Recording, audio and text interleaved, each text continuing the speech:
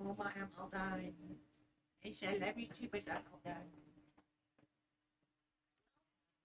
Alright, looks like we're live. What's going on, everybody?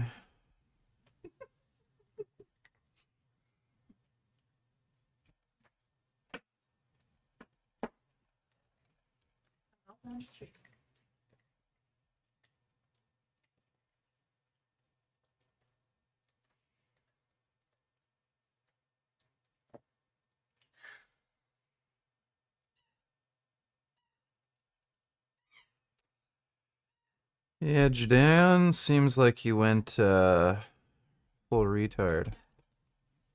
Let's see.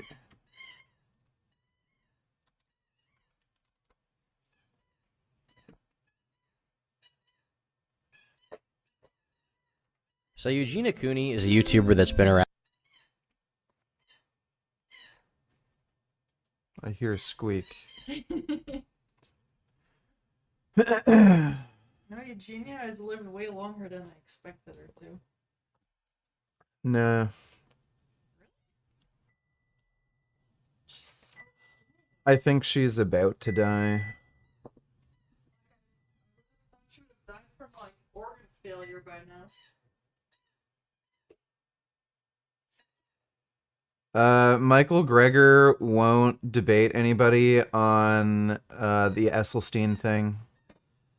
He's made a ridiculous demand saying that you need to release a peer-reviewed paper first before he'll debate. How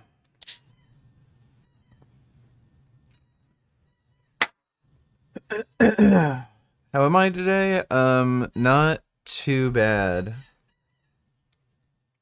I would say, like, bit better than yesterday. So Eugenia Cooney is a YouTuber that's been around for 10, 15 years now, posting content, and obviously just from taking one look at her, you can tell that a lot of people are very concerned about her health for good reason, because she has a problem. She has a disorder. I mean, if you go to every single video, every single comment to this day, like, people watch these videos just to comment stuff like, your recovery would definitely get you plenty more attention. We would love. She's no different than Nikocado Avocado. She likes seeing this shit. And the amount of people commenting this crap too is probably good for the algorithm, so it gets her more attention. Drunk Bastard Lenny donated $2. How much should I donate for you to do 30 straight burpees? If it's too much on you physically, don't do it, okay? I don't think I should do those right now because I have a bump in my Achilles tendon. So I could do sit-ups. That's actually one of the perks up there. But thanks for the donation, Drunk Bastard.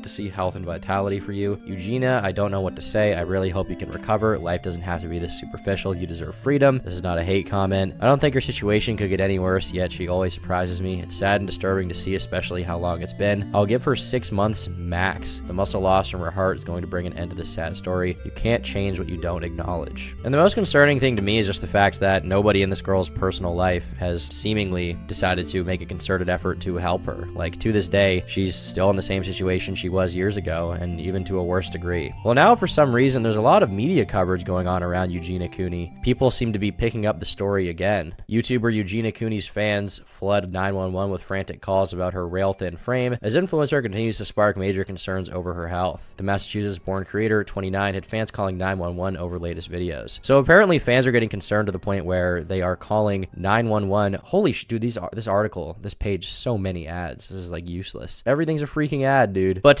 fans are getting so concerned that they're currently calling the police. But unfortunately, there's not much the police can really do about this. They can't force her to do anything she doesn't want to do. Technically, she's not hurting anyone else. Technically, she's not, actively harming herself in a way that the police can, take action against it legally. Greenwich Police Sergeant Brent Reeves told the publication the worried callers were looking to make sure she was doing okay, wasn't being forced by her mom to make content and keep up appearance. Now, a lot of people speculate on Eugenia's mom and her involvement. I don't want to speculate too much on that because I I truly have no idea how culpable she is. Obviously, there have been some major failings in her personal life from those people if she's managed to get to this point. But honestly, it's totally hard for me to say how at fault her mom really is. I see a lot of...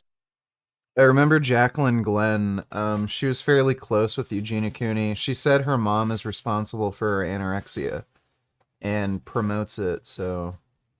Her mom is fucking insane, too. I've seen videos of her mom. She's nuts. Speculation. I see some sort of clips here and there, but I haven't seen any concrete evidence that her mom is like completely responsible for this, or she is like the one who needs to be sort of held accountable for these actions. Hi guys, Eugenia.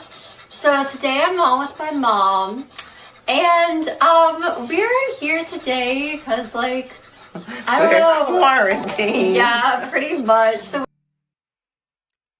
Darth Gaines, $92. Let me see. By acknowledging that there are certain unethical things that a state does, while simultaneously affirming a general support for that. Okay, we might watch that later. Thanks to the nation, though, Darth Gaines. we're just kind of It's hard for me to tell, you know, how much responsibility you can really give her. But, you know, obviously intuitively just seeing this, like, it's super disturbing to see this, like, you know, person over here who's of, you know, a relatively healthy weight, especially compared to Eugenia, and then her. I mean, even just this is 1 year ago, she looked a little better than she looks now. Things have gotten rougher and rougher with time. I can't imagine she's even eating like anywhere close to 1 meal a day. Like, it must just be a totally insane amount of food, way below her maintenance calorie number. However, Reeves insists this was untrue, saying he had known the vlogger for more than a decade and had a good relationship with her. According to the sergeant, the pair had a code to signal if Eugenia needed help, revealing she placed an object in her videos so he knew she was okay. If the object was not there, the officer said he would know she needed help. So apparently there's like secret codes that Eugenia is sending to police officers, or sometimes not sending to police officers, that she's agreed on with them for if she needs some kind of help, because nobody's gonna call the police, I guess, inside of her own home. The sergeant added she always had a skinny frame and she was of sound mind when he spoke to her. He reportedly added they couldn't really make her eat more if she was at the size that made her comfortable. Reeves also told the outlet that the YouTuber did eat and especially likes chicken sandwiches. I mean, she may be eating something, but it's just not enough, clearly. When did Big Lenny enter the hospital? Apparently it happened just last night. He did a live stream,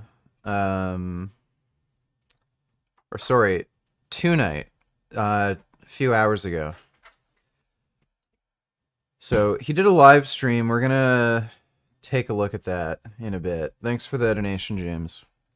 But, you know, like the cop said, there's nothing he can really do to make this girl do anything. This is her choice. It's her own free will. She can choose to live her life exactly how she wants for all legal purposes. And there's not really anything you can do, which is, I think, the saddest part about the Eugenia Cooney story. People have wanted to do something about this for 10 years, you know, even 15 years. How long has she been on YouTube? Okay, so 10 years. She's been on YouTube for 10 years. And people have wanted to help her ever since then, but there's nothing you can really do. You can't make her do anything that she doesn't want to do. I feel like her family definitely should be trying to make her, but there probably is some kind of concerted effort behind the scenes to get her to be healthier. But at the same time, maybe she has a bad experience with institutionalization or stuff like that. It's hard to really say what all the behind the scenes stuff is, so I would shy away from speculating too much on that. We can talk a little bit about it hypothetically, but as far as making actual character assessments of people like her mom or everyone involved, I'm honestly too nervous to really say anything. One thing I will say is that I'm pretty sure Eugenia probably enjoys the comments about how skinny she is and stuff like that in her comment section. So if you're actively engaging in that right,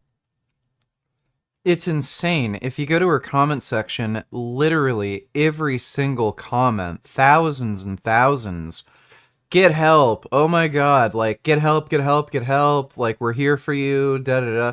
Like, everything is about her anorexia. If she had a problem with people mentioning her anorexia, you wouldn't see those comments. So she likes seeing those comments. Again, she's no different than Nikocado. It's just like, you know, reverse Nikocado.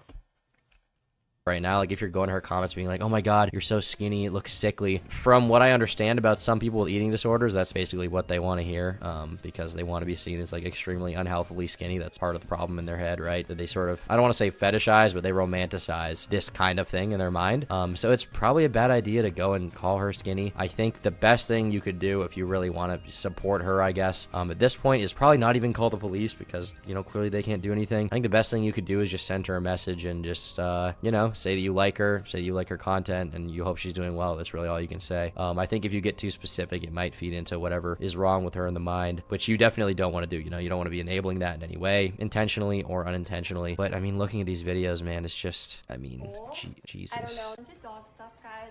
Like, this is just not even. This is extremely skeletal.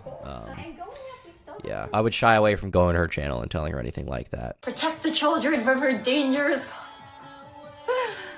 Guys, if you're so worried about the children, I'm not trying to do anything to the children, okay? I don't think I'm the biggest threat to the children out there. I think, like, maybe some people, if you're a parent, just should try to just go and, like, be good parents, you know? Jesus Christ. That woman looks like a living skeleton. She literally is a living skeleton. Thanks for the nation, though, James. Yeah, it's pretty crazy. And the reason that this comment comes up from her is because a lot of people accuse her of basically influencing young kids to, you know, sort of engage in her lifestyle by just promoting it on her channel and doing, you know, the body checking stuff and just showing what she's wearing and just, you know, looking like this. They say that she's encouraging an unhealthy lifestyle for younger viewers. And there definitely is some truth to that. Is it intentional from her? I would say probably not, but regardless of that, like, she clearly has some serious issues. But as far as YouTube sort of taking it down, like, unless Eugenia explicitly promotes this kind of stuff, which as far as I can tell she doesn't explicitly promote it, I don't think they can really take her down as per their terms of service, nor will they want to, because imagine how bad it would look if articles come out saying YouTube took down the channel of mentally unwell young girl who was just trying to hang out and show off her fashion sense, right? That might look kind of bad for them. They don't want to set a precedent like that. Like, I'm not trying to do anything to the children. Well, the issue is, this person is clearly mentally ill. Should YouTube, you know, ban someone on the basis of having a mental illness or mental disability? Like, it's discriminatory. So there's probably a legal issue there where, yeah, it's a discriminatory problem. There are plenty of people on YouTube that have some sort of mental illness or mental disability. So, yeah, the idea that anorexia would be a unique mental illness or disability where that gets banned, but, you know, nobody's banning Nikocado, it doesn't really make any sense. Like, there's severely morbidly obese people. Should they be banned? Like, it's kind of, it doesn't make any sense to ban her. Children, okay? Am I wearing a wig? No, I am not. No, this is my real hair. So, no, I'm not. All right, what time is it, guys? Let me see. And this is how a lot of her live streams go, by the way. Basically, she'll fire up a stream. She'll try to talk about some innocuous stuff, but obviously with, you know, all the people paying attention to her, there's going to be some people who go in there and ask questions about influencing, you know, younger viewers or just in general, you know, more broadly speaking, the problems with her health and, like, you know, expressing concern for her, which, you know, it makes sense that people would say stuff like that and, like, express concern because they feel bad for her. I mean, how couldn't you, given what you visualize? Hey man. Glad to see you are feeling better. I think I speak for all of us when I say we miss your vlogs motorcycle/restaurant. Is it because Jasmine has gained quite a bit of weight and wants to remain private? Well, go fuck yourself. React to this. Donald Trump had an interview with Univision this week, and he wasn't exactly subtle in terms of what his plans are for his political opponents if he becomes president again. We can't show you the video. Unfortunately, they're litigious, but we've got some quotes for you. Trump said this: if they do this, and they've already done it, but if they want to follow through on this, yeah, it could happen in reverse. Talking about the weaponization of the FBI. I don't think Donald Trump understands how, like, the legal system works. He can't just, you know, force the FBI or anyone to do an investigation and then prosecute. going after your political opponents, it could certainly happen in reverse. So that's certainly ominous. The idea that he wants to pitch the various indictments that have come his way, the 91 felony counts, as being totally baseless, and that has opened a door through which perhaps he and his political allies will walk. Can we go to something else? Yeah, we're gonna watch other videos. Don't worry, James. Thanks for the donation, man. If he becomes president again. Notice that in that first quote, he didn't just say that he's going to do it or that they have done it to him, but that if they follow through on it. So this isn't just, look what they did, now I'm gonna do it. It's, hey, maybe if you guys drop this stuff, then I won't lock up your families, which is not the sort of precedent you want. Yeah, I don't think he'd even be able to do that under the worst case scenario of him becoming president.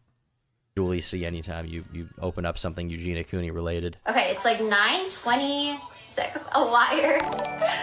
Guys. Kid Boo donated $2. Let me take a look.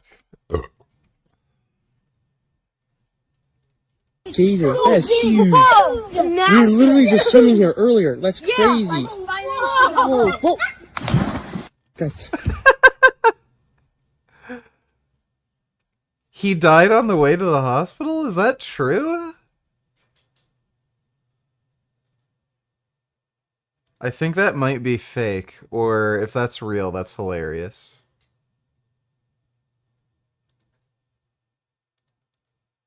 Yeah, I think that might be fake. That looks funny as shit, though.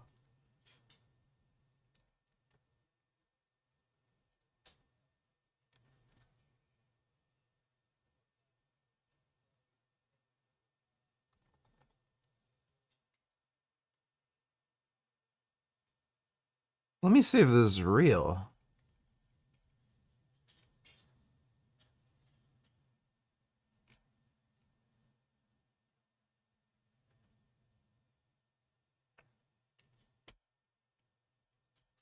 Can't find anything.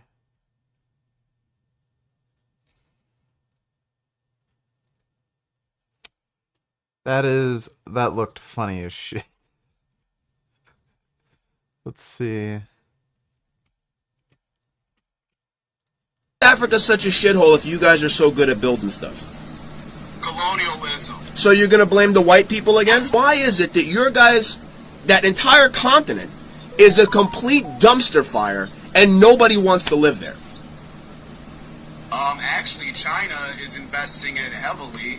So you need another country to come in and invest for you and build roads for you. This guy is a well-known Nazi, by the way. He's a massive, massive piece of shit, and ironically, he's a white supremacist, even though he isn't white. So it's pretty weird how that happens. Thanks for the donation, though, Kid Boo. Why do you think it's funny to laugh at someone's death? Because I don't have that much of a reverence for, you know, any particular person's life. And, yeah, it's just plain funny. Pushing somebody in to, you know, get eaten by a crocodile, it's just kind of hilarious. Thanks for the donation, though, Death Dis. Wait a second, wait a second, wait a second. Wasn't my hair all falling out and thinning before? Wait a second. Have we gone back to now I'm lying that my hair's real? Is it? Holy shit, you absolutely have to react to this. On the TYT show today, one of the hosts, Ben, absolutely destroyed Jenk on Israel, but I timestamped here for important context. Watch for 20 minutes, trust me. I don't know if I really want to watch that for 20 minutes. No promises, Dodo, but we might watch that later. How can he be a white supremacist and not be white? It happens, man. You can, in fact, be a white supremacist without being white. Thanks for the donation, though, Dodo.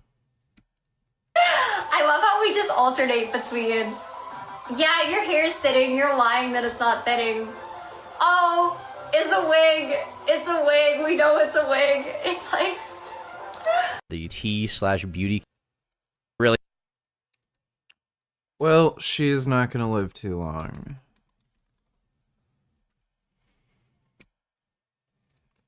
Let's see, I think Frank has a bunch of shorts. Are your AirPods making you sick? No, they are not. And the last time I spoke about AirPods, I referenced them as the cigarette of our generation. The high rate. Frank thinks Apple AirPods are as bad for you as cigarettes. That's genius. Radiation levels in close proximity to the brain, very bad because people are wearing them all day long.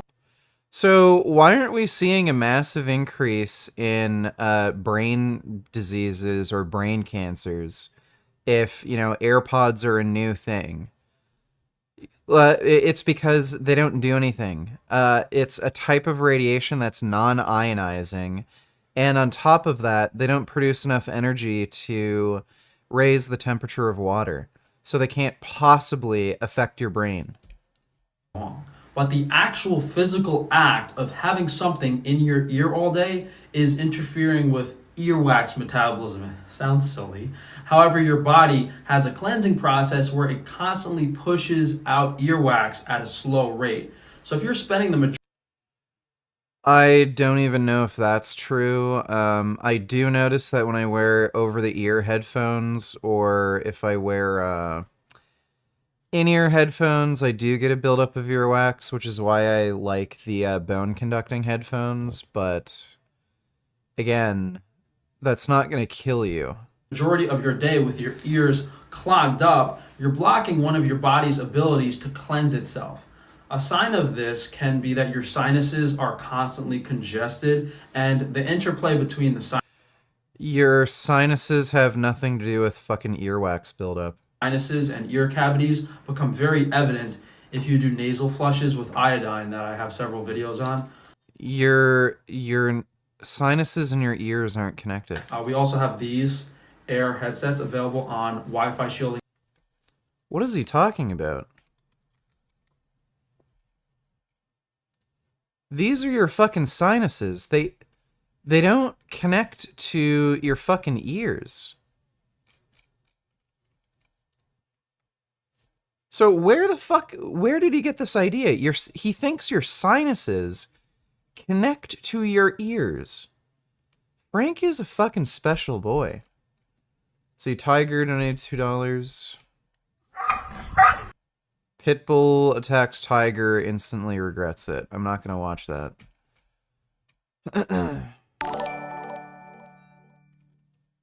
Did you know that Lenny was actually a really good American football player? His father was even drafted to the Philadelphia Eagles. Lenny said that in his later years post-high school he ran the 40 in 4.9 seconds at 320 pounds at a tryout. Yeah, I heard about that. I think his dad, like, well, he ended up becoming estranged from his father because his dad sold all of his comic books that are actually quite a bit of money. And what's it called? I think his dad was disappointed in him for not going further in football too, and that was part of the reason he sold the comic books. But yeah, I heard he was a good football player. Thanks for the donation, Mentinator. I mean, is what he said was wrong?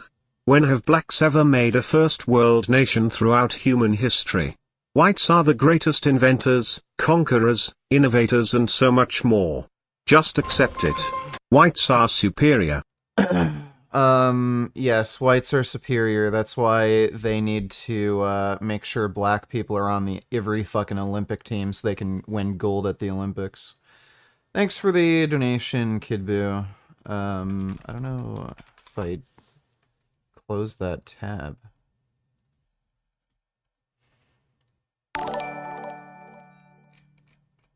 Interesting perspective. So if Jasmine dies from an animal attack and you catch someone laughing at the situation, I suppose you won't have any issue, right? No. What the fuck do I care if somebody laughs at her death? Thanks for the donation. Who donated that? Oh yeah, Death Diss. Appreciate it. Dodo donated $2. They argued for about 16 minutes, so watch from here, then just straight watching. You will want to finish it. If you don't want the additional context, fine, but you have to see. Process. I'll watch the thing later, probably. Thanks for the nation, Dodo. Would you consider Al Jazeera or Russia Today credible news sources? How do you convince/argue for or against treating certain media orgs as credible? No, you'd have to be retarded to consider Al Jazeera or Russian state TV credible. If there's multiple other news outlets or journalists or independent journalists who are able to verify the information as fact, and they can do that consistently, they're in alignment with other sources, then they're a credible source. But Al Jazeera and Russian state TV can't do that. They, like, very frequently do not make reports that align with other news outlets or independent sources. Just use your fucking brain. Thanks for the donation, Kit Lawless. At least Frank has some muscle on his body. I mean, he's not Eugenia Cooney. But I don't know if I'd say he's muscle-bound. Thanks for the donation, though, James. What is Lenny's last name? I don't know. I don't know his last name. Thanks for the donation, though, James.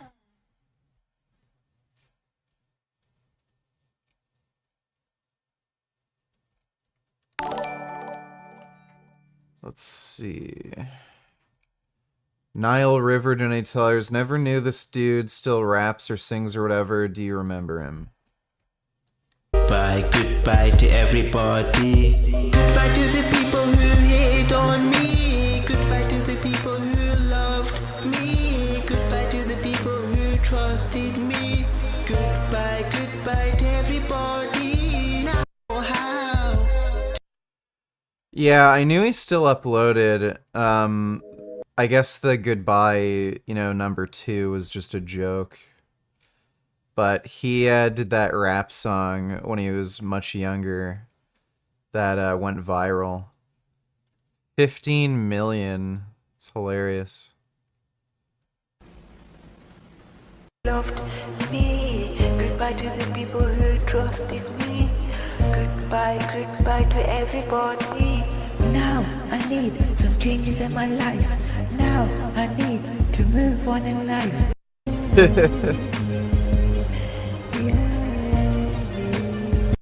He had a disgusting fucking haircut.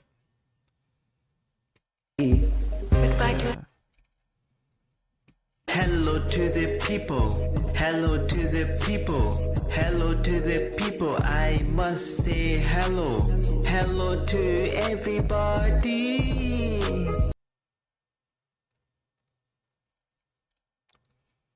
Hello to say hello. Hello to everybody. Hello to every. Yeah, I think he's memeing on it. Thanks to the nation, the Nile River.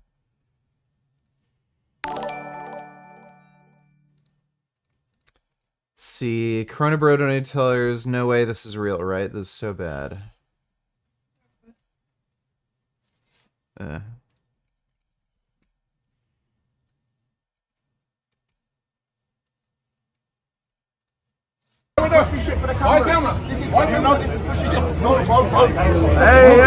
chill, boys.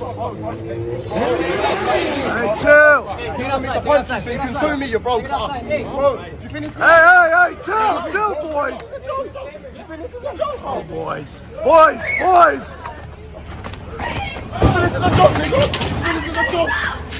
Chill!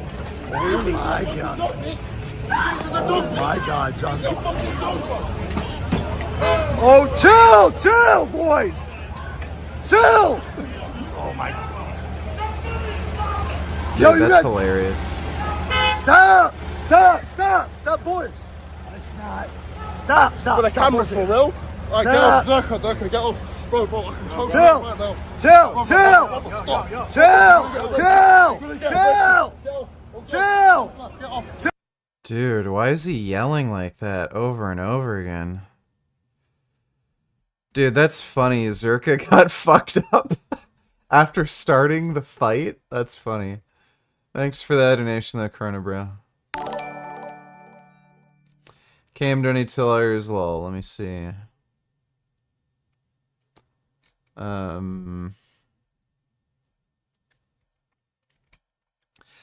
Why do I face consequences of my actions? I'm a single mother. Want to give me a hand with the groceries.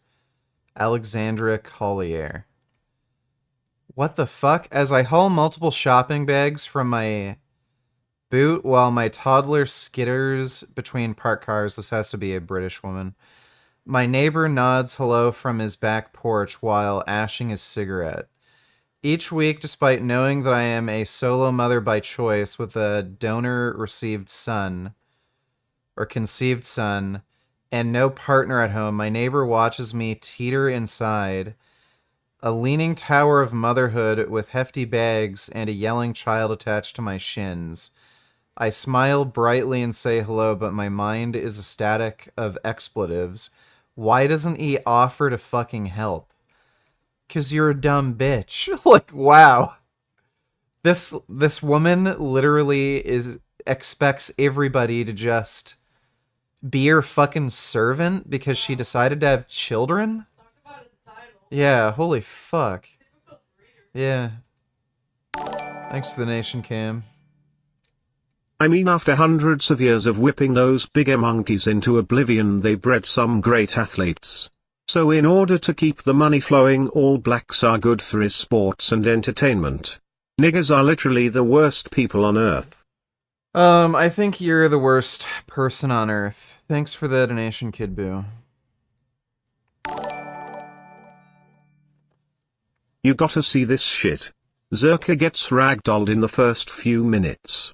In a fight he started. I actually believed him back in the day when he said he was a bouncer. We already watched that video, like, literally just now, but thanks for the donation, man. If Trump becomes president again, the world may end. Yeah, literally it might. The only two things I think might happen is Trump is an idiot, and he's completely ineffectual as, you know, somebody involved in politics.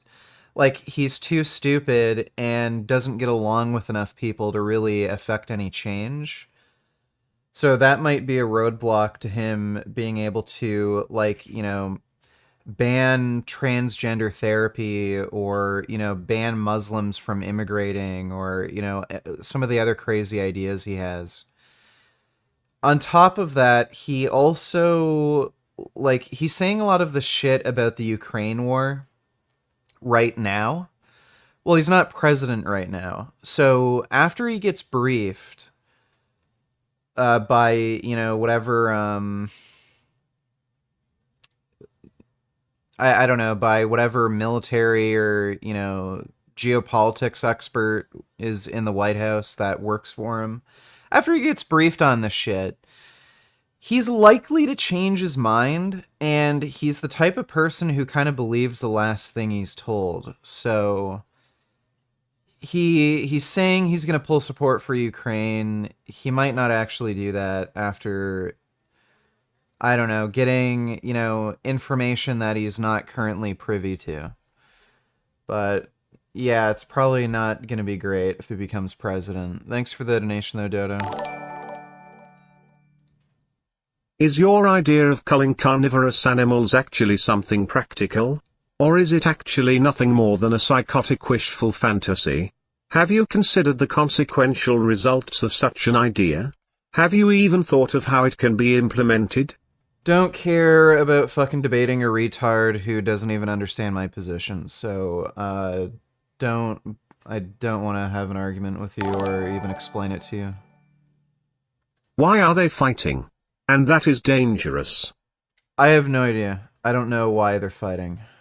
But thanks for the nation, James, and thanks, Brainiac, but yeah, I'm not gonna discuss the culling carnivorous animals with somebody who's too fucking stupid to understand the argument. Amen. You cite the latest UN climate change report, chapter 5 page 76, in your debates. I tried finding it but unsuccessful. Can you link it in the chat? I enjoy your content, keep up the good work. One day the world will be vegan, smile. I don't know, I remember I had it in a video.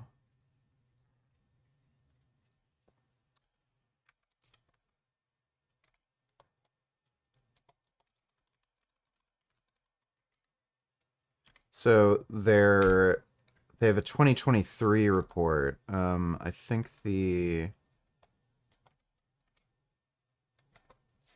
report I was talking about was from 2020.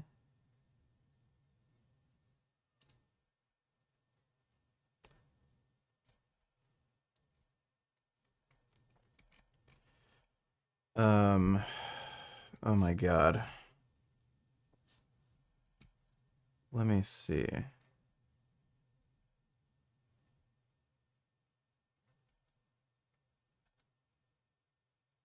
No, I don't think that's the one. Give me a second. Let us get back to Frank. Yeah, we'll get back to Frank in a second. Thanks for the donation, James.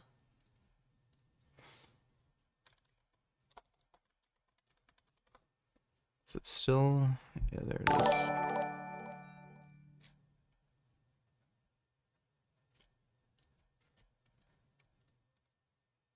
There you go. 2019. Okay, it's the 2019 report. There you go.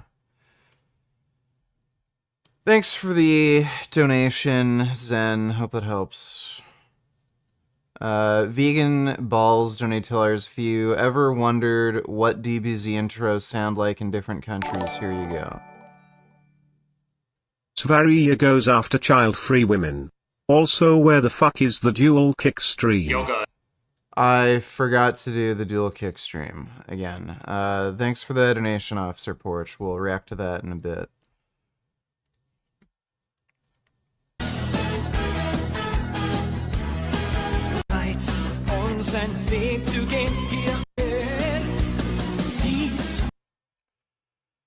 Dragon Ball has always had interesting localizations.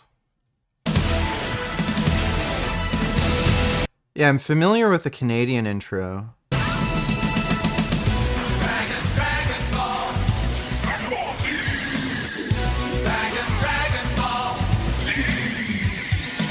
I thought the Canadian intro was the best out of all of them.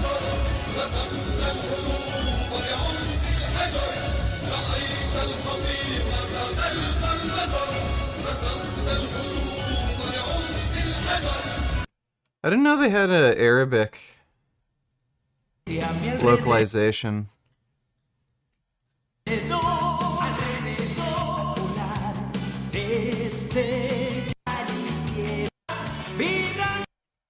Yeah, I've always thought the Canadian intro is the best. Thanks for the donation, though, Vegan Balls. So where's the Frank shit again? Fasting is bad for you. Maybe you feel better now, but if you feel better not eating, that says something about the quality of food you're putting in your body. Our food and water supply is so poisoned that So the point of fasting is to reduce food intake.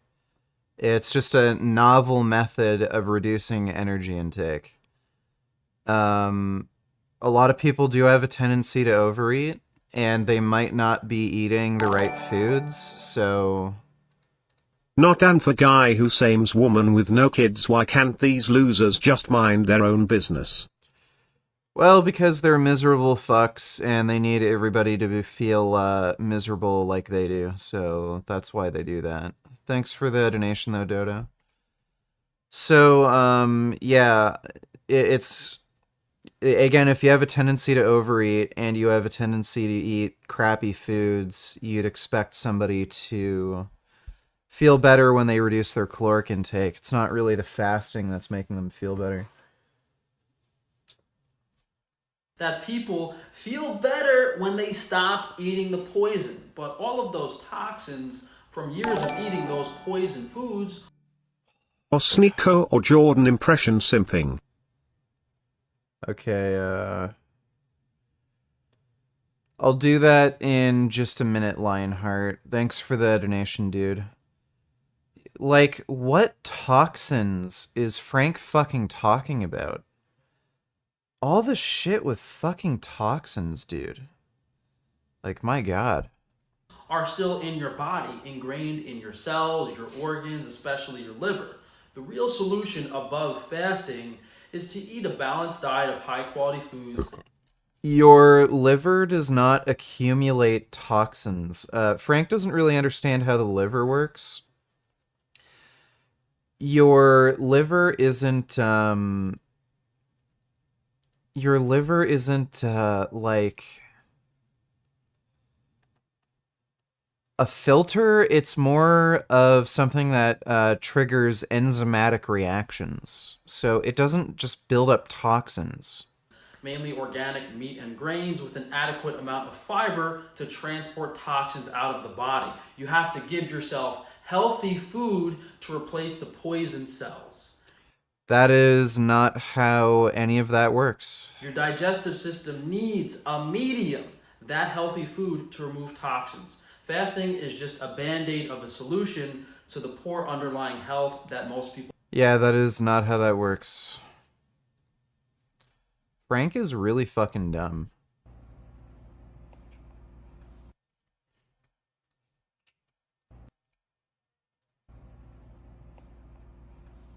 Wow. They stretch funny. Good morning, Poppy. Is it all the stretches you got?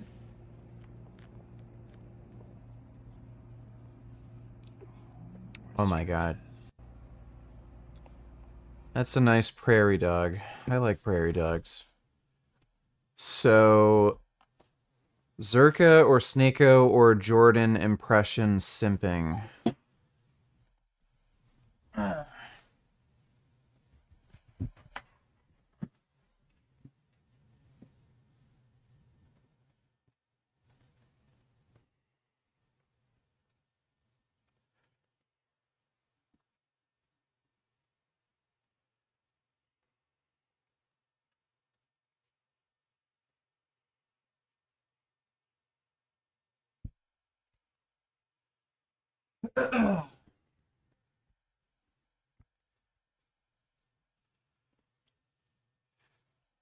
Now, I frequently get asked this question about a term called simping. Now, what does the term simping mean? Now, a lot of simps get this this criticism from other men where, yes, they will use their money and resources as a means of attracting women. They will give women rather extravagant gifts. They will sometimes just throw money at them in the hopes that they will get a crumb of pussy. Now, if we look at this from an evolutionary perspective, obviously, men who are at the top of the dominance hierarchy, they have the most amount of resources, and women are attracted to said resources because women, well, they become pregnant. And when they're pregnant, obviously they can't work. So women are attracted to men with resources because it is a safety net for this period of time for when they're unable to work. So simping, in my opinion, is just an evolutionary reaction that men have to seeing beautiful women. It is a sign that you are a dominant man. So I don't understand the criticism that these simps get, because they're just acting in alignment with male nature of using said resources to attract a female. There you go. Thanks for the donation, Lionheart.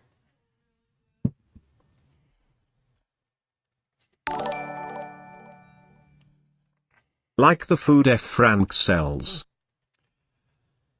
Yeah, it's funny how Frank always talks about how, like, there's so many bad foods that you have to avoid, and he sells, like, the most unhealthy garbage you could fucking imagine.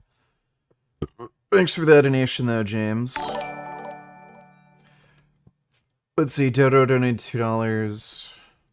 This is why the attacks on September 11th worked. Because we had a policy that if someone wants to hijack a plane, you follow their instructions. You do not deny them their requests. Because the assumption was, if you deny their requests, they will start harming people. And if you follow their requests, it will delay when they harm them, if they harm them at all, and maybe everyone will end up safe. It was not in the game plan that they would crash the plane. So, September 12th, you will never again be able to do that to an American plane. Forget the extra x-rays that we're doing. A pilot will never relinquish the cockpit, no matter who they're torturing in the back of the plane, no matter what they're doing, even if they're shooting people one by one, because the plane going down takes everybody out. That was a pretty easy door to close, but no one saw it coming. And by the way, one thing I noticed is that there was no shockwave. I might have been the closest scientist to the event. I said, well, how can we have an explosion and no shockwave? And I later learned you can make a deflagration wave. If you atomize fuel and then you spark it, then the flame moves across the fuel. It's not a shockwave, it's just a deflagration wave. This is why the attacks...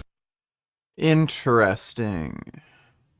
I think it's still possible to hijack a plane. It's just that you're gonna need to be a lot more clever. There's gonna be more planning involved. If there are other animals with bigger brains and we want to stay at the top, what do they say about those other animals? They say, oh, brain to body weight ratio. Then we're the highest. Is that accurate with dolphins? Yes, because they're much bigger creatures than we are. When you divide the weight of the brain by the weight of the body, we win. However, what they did not say, we do not have the highest brain to body weight ratio among animals, only among mammals. The magpie has a higher brain to body weight ratio than humans do. So that rule that put us at the top was specifically for mammals. Any animal that we have ever got to study in more detail than we previously did has shown to be more intelligent than we ever gave it credit for being. Yeah. And you know who has the biggest brain to body weight ratio of any creature on Earth? Some species of ants. 15% of their body weight is their brain. And it's kind of obvious, some of them, like the whole front section is their head. Ants are very busy doing some complicated things and we don't know what they're doing. And to say, well, we're at the top, really? If they're... It's funny how he has that opinion, but then he still kills and eats animals when he recognizes how intelligent they are. It's really fucking stupid. Neil is such a fucking, like, lying, dishonest jackass when it comes to veganism. Yeah, crows are insanely intelligent. Yeah, they understand that they can displace water, so they'll load a bottle up with rocks to get at something. Wow.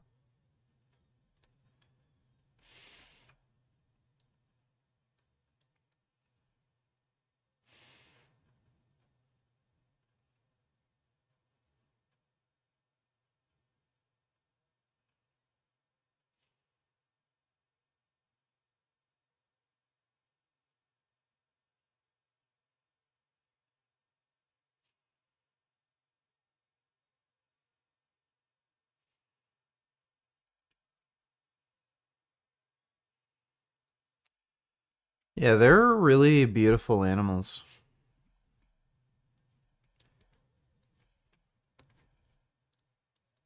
The Pope doesn't let the faithful kiss his hand.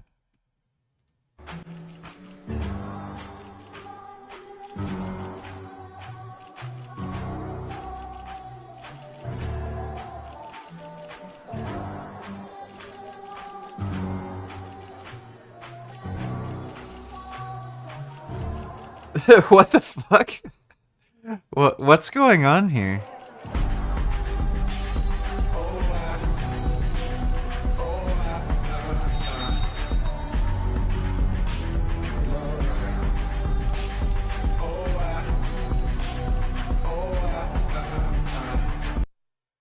They're all doing this.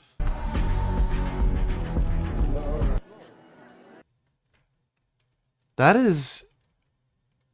The Pope serves Satan, not God. What the fuck? Because he doesn't want fucking gross strangers kissing his hand? That was cringe as fuck. Let's see. Vegan Ball Z doing tell us Dragon Ball Z was so widely known that multiple countries dubbed it. It was a success. Even India dubbed that shit. Huh. Dragon Ball Z के पिछले episode में Goku माजिन बू पर spirit bomb से हमला करने में कामयाब हो जाता है. Some of these localizations sound really funny.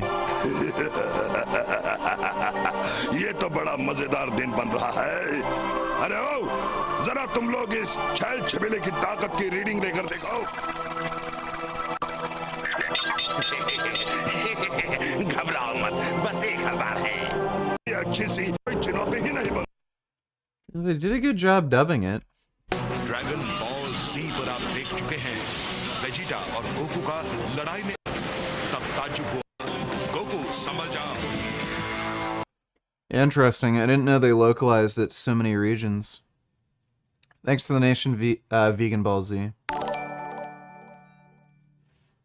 You got to see this. What have we come to as a species? We are at 10,000 dead Palestinians. How many will be enough? I also... Did somebody shout out all of them? We are at 10,000 dead Palestinians. How many will be enough? I also... Rep Salzman. So the 10,000 dead figure, that's coming from Hamas.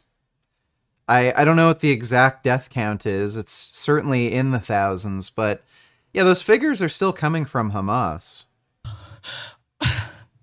One of my colleagues just said all of them. Wow. Oh my god. These people are just cringe lords. If they had such a problem with death, they would be vegan, but they don't. They're just virtue signaling fucking cunts. Thanks for the donation though, Dodo. I know you're atheist, but the Bible has some pretty good advice, other than praying to God, on how to deal with depression and lack of purpose in life. Would recommend you read Philippians and Psalms. The Bible has no good advice. The idea that the Bible has better advice than modern resources is fucking retarded. Thanks for the donation, Met Yahoo.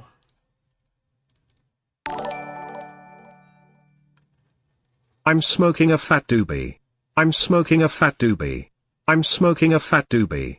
I'm smoking a fat doobie. I'm smoking a fat doobie. I'm smoking a fat doobie. You lose your every debate you have. When are you going to change bitchadurges? Thank you for that, Courtney. Appreciate the donation. Brace yourself. Hamas rockets. Hamas rockets will cease when Israel's occupation ends. They are deadly. Most of what is counted as deadly rockets by Israel is nothing more than an improvised, rudimentary, makeshift, and imprecise bottle rocket. Consider... No. So, they make thousands of them. So when, so they'll, produce hundreds or thousands of rockets, and they'll fire them off all at once.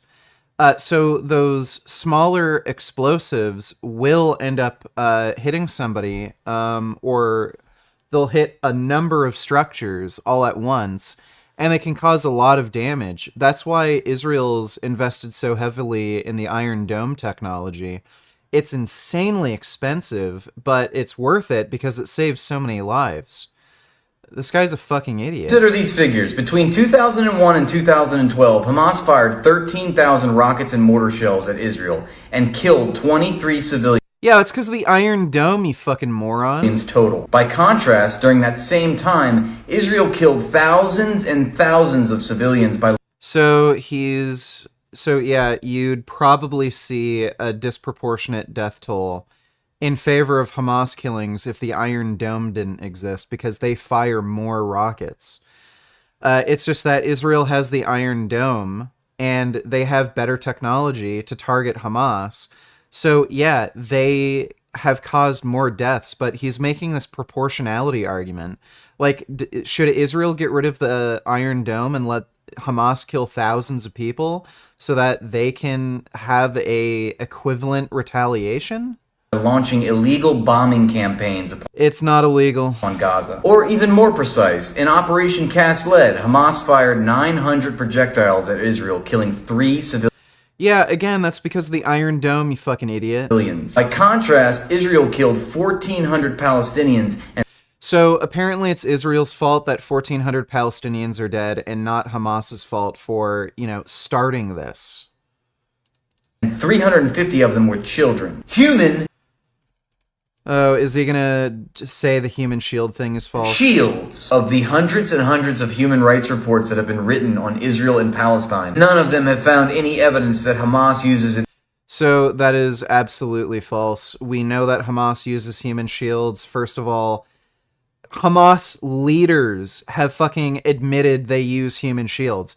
Hamas themselves have admitted to it. You, like... What do you even need a fucking report for? The organization admits to using human shields.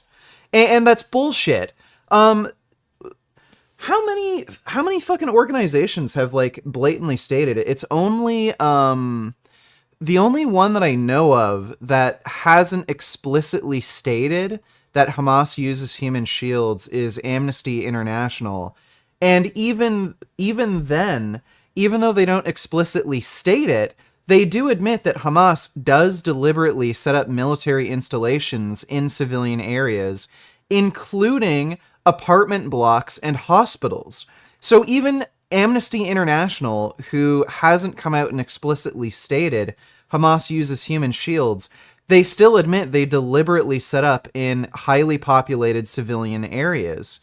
So this guy is a fucking liar, and he's completely full of shit. Its own civilians as human shields. There is, however, a mountain of evidence that conclusively proves that the IDF uses Palestinians as human shields. Terror Tunnel. I'm done reacting to that guy. He's just pissing me off too much. He's a fucking idiot. Big Leonard is in Discord ready to debate from hospital. No, he's not, but thanks for the donation, Kaka Doo-Doo Poopy Pie.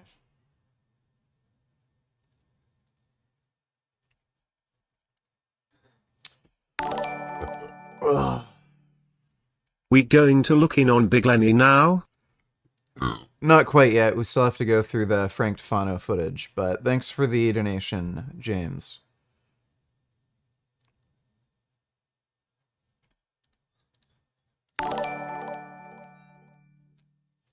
Why do you think Peter gets so many people so mad? Is it just people getting triggered by their own hypocrisy when it comes to animals, like they do when confronted by any vegan lol, or do you think Peter is unique in some way? Pretty much. Like, PETA's the biggest, most well-known animal rights org, so obviously if anybody is going to be attacked and criticized, it's going to be PETA. I think PETA is a bit unique to any other animal rights org, though, because they get more politically involved. So that might also be part of the reason. So, yeah. But most of it is just because, yeah, people are animal abusing hypocrites. So they have to lash out to cope. Thanks for that donation. Thanks for the donation, though, Kit Lawless. Is there much of a benefit to having a full squat rack as opposed to a half rack like yours? I'm planning to make a full home gym and want to know what's truly necessary to save money. I think you mean power rack, not squat rack. The benefit with a half rack, or I think it's called a box stand, is it just has a smaller overall footprint in a room. The benefit with a full power rack is it's more stable, they can hold more weight, and they're a little safer. So if you're using like safety spotter arms and you're squatting like a shit ton of weight, like 700 pounds, you're less likely to, have failure of the equipment, because the safety pins have, 2 points of contact in a box rather than just one arm outstretched. So if you're an extremely strong person, and again, you're squatting like in the 600s or more, you probably want a full power rack. So that's the main benefit. Aside from that, you can attach other lifting implements. So if you look at like Rogue Fitness, they'll have other like swing arm attachments or cable attachments and shit that attach to their power racks. Usually when it comes to half racks or box stands like I have, you don't have those attachment options. So those are the benefits with a full power rack. If you just want to do like basic free weight training and you don't think you'd really get a benefit from that other stuff, yeah, just get a half rack or a box stand like I have. It will save you money, and it's a smaller footprint in a room. Thanks for the donation, Axel Fuzz. When was the last time you cummed in a pussy, vagina? Is Jasmine's pussy hairy? Do you cum in it? What did you eat today? Are you depressed? Do you take medicine? I'm about to order beef burger from McDonald's and ice cream. And chicken. Let's see. I finished off the cookies that I made yesterday. I had a blueberry smoothie, and I ate 2 meals consisting of tofu and broccoli today. I think I uploaded a photo of one of my meals to Instagram.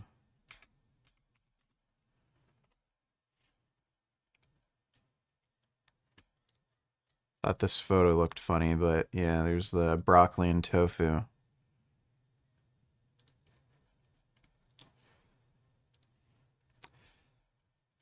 Thanks for the donation, Courtney.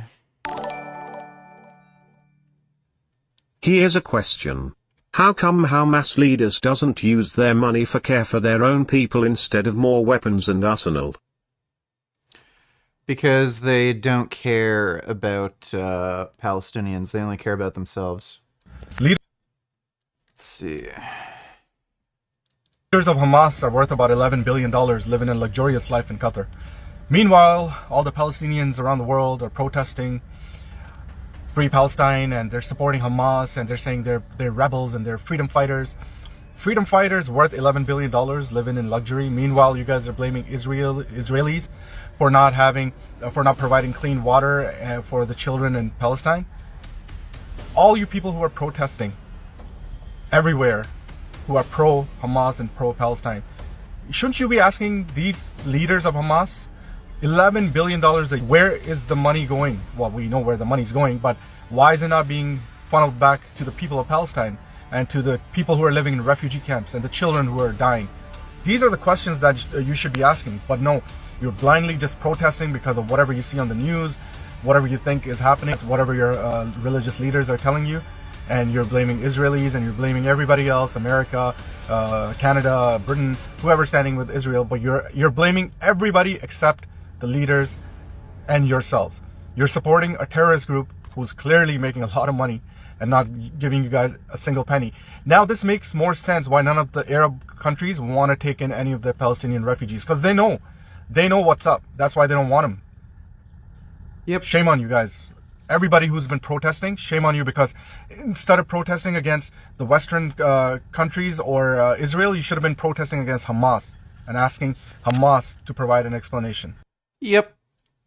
They just steal aid money and then they rake in billions of dollars. People don't have common fucking sense, and they're also anti-Semitic, so they just, yeah, they'll just use whatever fucking excuse they can to shit on Israel. Do you want me to deal with that donor who just dissed Jasmine? Yes, sure. You could break his, maybe, fingers so he can't type anymore. That'd be great. Thanks for the donation, James. Grass-fed roast beef, best probiotics. What's up, guys? These are the natural probiotics I take with every meal. Water kefir. You should not be taking probiotics with every meal. You will probably cause digestive issues. Grains and water kefir. By natural, I mean whole foods. I'm sure everyone's heard of yogurt. Many of you are probably familiar with dairy kefir, kefir, however you want to pronounce it. But they have many different varieties of live, active cultures of bacteria. You know, if you just buy a supplement from the store or something on Amazon, totally different ballgame. I wouldn't even consider them probiotics, to be honest. So what I do is I take a teaspoon of water kefir grains, wash down with it's fucking stupid. The water kefir, and then I'll continue to drink the water kefir throughout the meal. And depending on the size of the meal, you might have to have more grains or more water kefir. Both of these are available on frankiesfreerangefoods.com, and you can watch all of my... Yeah, so I've said this before. If you're not used to taking probiotics, like doing something like this, taking them with every meal, it's stupid.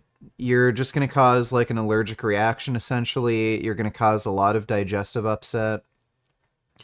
And you can get very, very weird symptoms from taking a large amount of probiotics. You can end up having diarrhea, constipation. You can give yourself SIBO, which is like a lot of gas and bloating. You can cause bloody stools. Again, you can get a lot of allergic reactions, so like itchy skin, not being able to sleep, crap like that. It's dumb, and there's no benefit. There's no proven benefit to taking any of these probiotics. It's just assumed, basically, that, you know, there's some health benefit when there's no proven benefit. Let's see, The Only Path donated $2. Sound on first two. Let me take a look.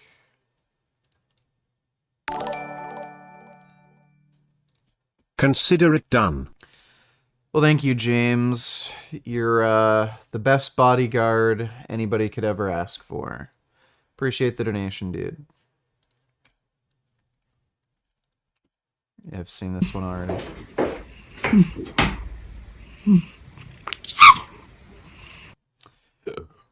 That is a nice noise. Thanks for the donation. Well, wait, we're not done. The very tip of my finger here is the third smallest chameleon on our planet. This is a Brookesia, or a stump-tailed chameleon. It's a female. You can see how fat she is. She's very pregnant. She's also got a short tail. The males would have a longer tail. But she's got all the attributes of a big chameleon, except it's all tiny. What a cool little thing. She lives in the leaf litter at the bottom of these trees and these mature, healthy forests. So you lose the forests, you lose everything, especially these little guys. That's a really cute chameleon.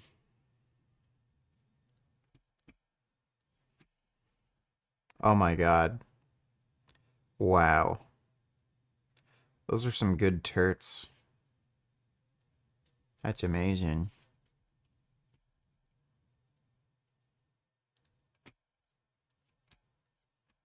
Oh my god. Wow. So handsome.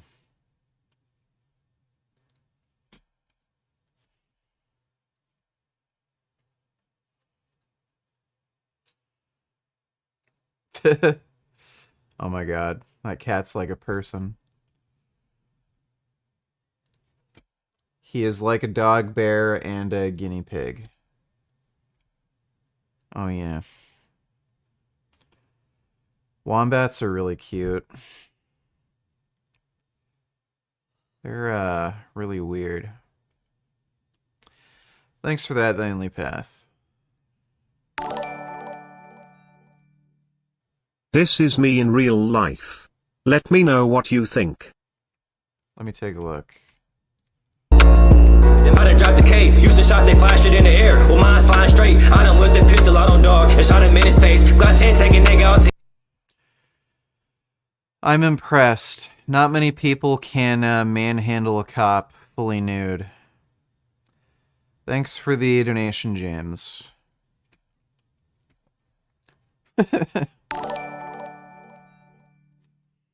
Will you be reacting to Gideon's testimony tonight? I saw you had it open in a tab. Yeah, we're going to be reacting to that. Thanks for the donation, Eugene Krabs.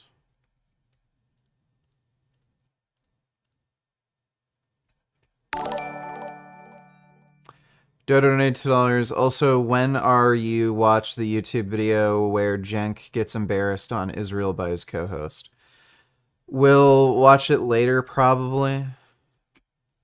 So you're just going to have to be patient. There's a bunch of videos that I want to go through. South Africa has turned into a land of zombies. This dude got beheaded and then his stomach cut open. The guy then proceeded to eat from his victim's stomach. What the fuck? Okay, I'm not gonna play that video, I don't think, but that's insane.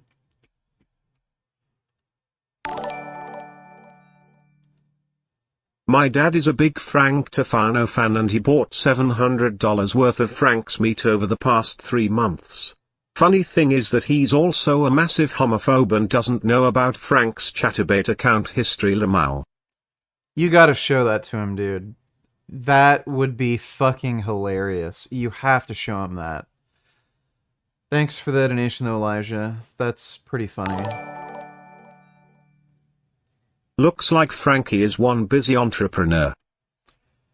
Yeah, it's funny how it's not really working out for him though. So he can promote his bullshit all he wants. He's still not making the sales that he needs.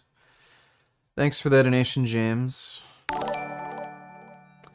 Canadian Richard donated $2. As a Canadian, you will enjoy this lad. Hey, I'm not a lumberjack or a fur trader. Peacekeeping, not ZZ! My name is Joe! I am here right.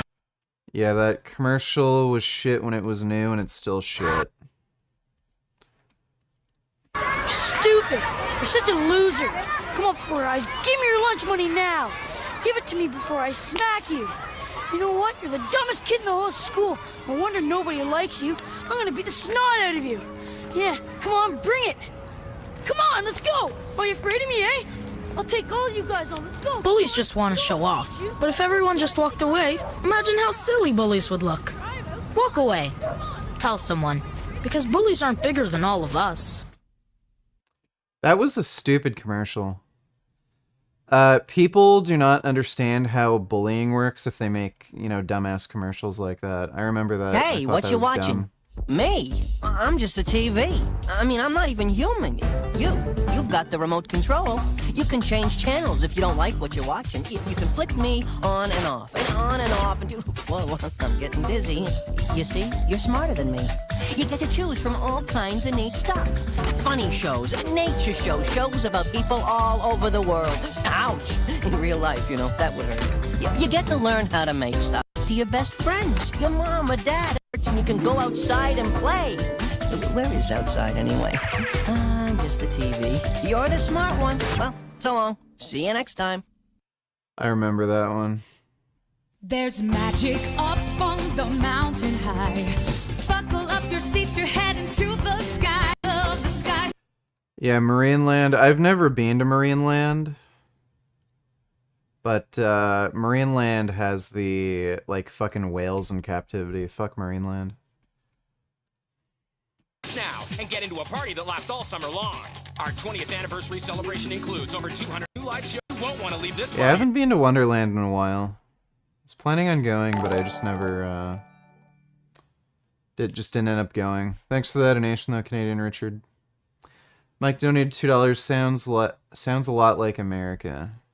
What is Japanese working culture like, if you could describe that to someone who doesn't know much about it? Work, work, work, work, work, work, work, work. Simple as that? Yeah. And what is the dark side to that? Many people commit suicide. Usually when I go on the train, there's at least like someone in the rail track. Usually? Not usually, but that happens often. It's really common. Do you think that people overwork here? I think they overwork, yeah. And the salary is not really good here in Japan. What is the point then? Here it doesn't seem like people are really shooting for money. Is there another value that people are looking at? I think it's just embedded in you. Like when you're growing up in a Japanese environment, you're just kind of instilled in that way. But why don't we work hard and follow our dreams or something? Dude, all these Asian cultures are so fucking stupid. They have this like crazy work culture, and they don't even get paid much. Like, they're fucking dumb. If you're not getting paid, why the fuck work hard? In Japan, I think many people follow the brain. People are more here than here. What is Not surprising. Let's see, Chris Bumstead, we've seen the whole video on that. Accutane is poison.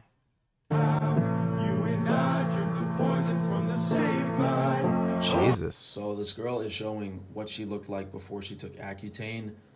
I took Accutane almost 10 years ago now. If you have horrible cystic acne like that, you absolutely need something like Accutane. And it's part of the reason I'm still suffering from liver damage and digestive issues. You need to understand two things. One, so Frank doesn't have liver damage. He's just a hypochondriac. It's only a temporary solution. The real way to fix acne is to fix your gut, which requires high quality probiotics. Two, probiotics do not fix horrible cystic acne like that. You're not going to fix cystic acne by drinking water kefir. the way Accutane works is it overloads the body with retinoids, aka vitamin A. So basically all of your Accutane isn't retinol, it is vitamin A. It's just very, very high doses of vitamin A. It's not retinol. Organs, all of your digestive system, it's flushed with retinol. What that does is it displaces some toxins and overloads the body, shuts down your metabolism so that the acne kind of stops coming through your skin. But long term, your body is now going to be full of toxins.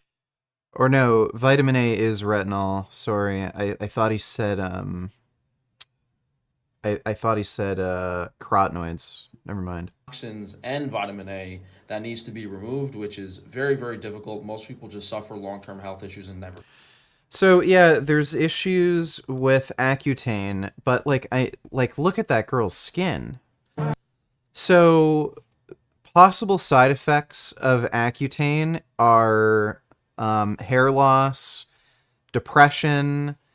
Seems to particularly affect men, the depression and suicide risk. But like again, if your face looks like this, like there's yeah, if the choice is being horribly scarred and maybe having issues with, you know, the high dose of vitamin A you're taking, like again, hair loss, crap like that, I would take the risk if my face was like this. Again, Frank is a dummy. Double jaw Bimax surgery.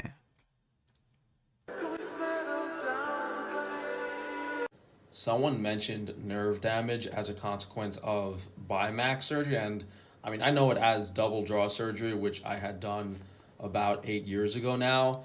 The left lower side of my face by the nerve was numb for a few years, but like it didn't bother me at all. I didn't really notice it. Although now it's actually kind of restored. So the nerve damage kind of went away, and from a risk perspective, that's pretty low compared to a lot of surgeries. One thing I will mention is that yeah, the hair shedding on Accutane is usually temporary, but it can be permanent. It has a very high regression rate. So after people get the surgery, the draw will actually go back to where it was. And the reason I think that didn't happen for me is because I was actively mewing. I changed. Oh my god. Mewing. Yeah, sure. Mewing did it. Dreamsation donated my dad works for the fire department and he told me this happens every few years. Carjackings are up 108%, violent crime is up 40% versus last year. Let me see. Man steals ambulance. Basso! Yeah! Why are people cheering on ambulance theft?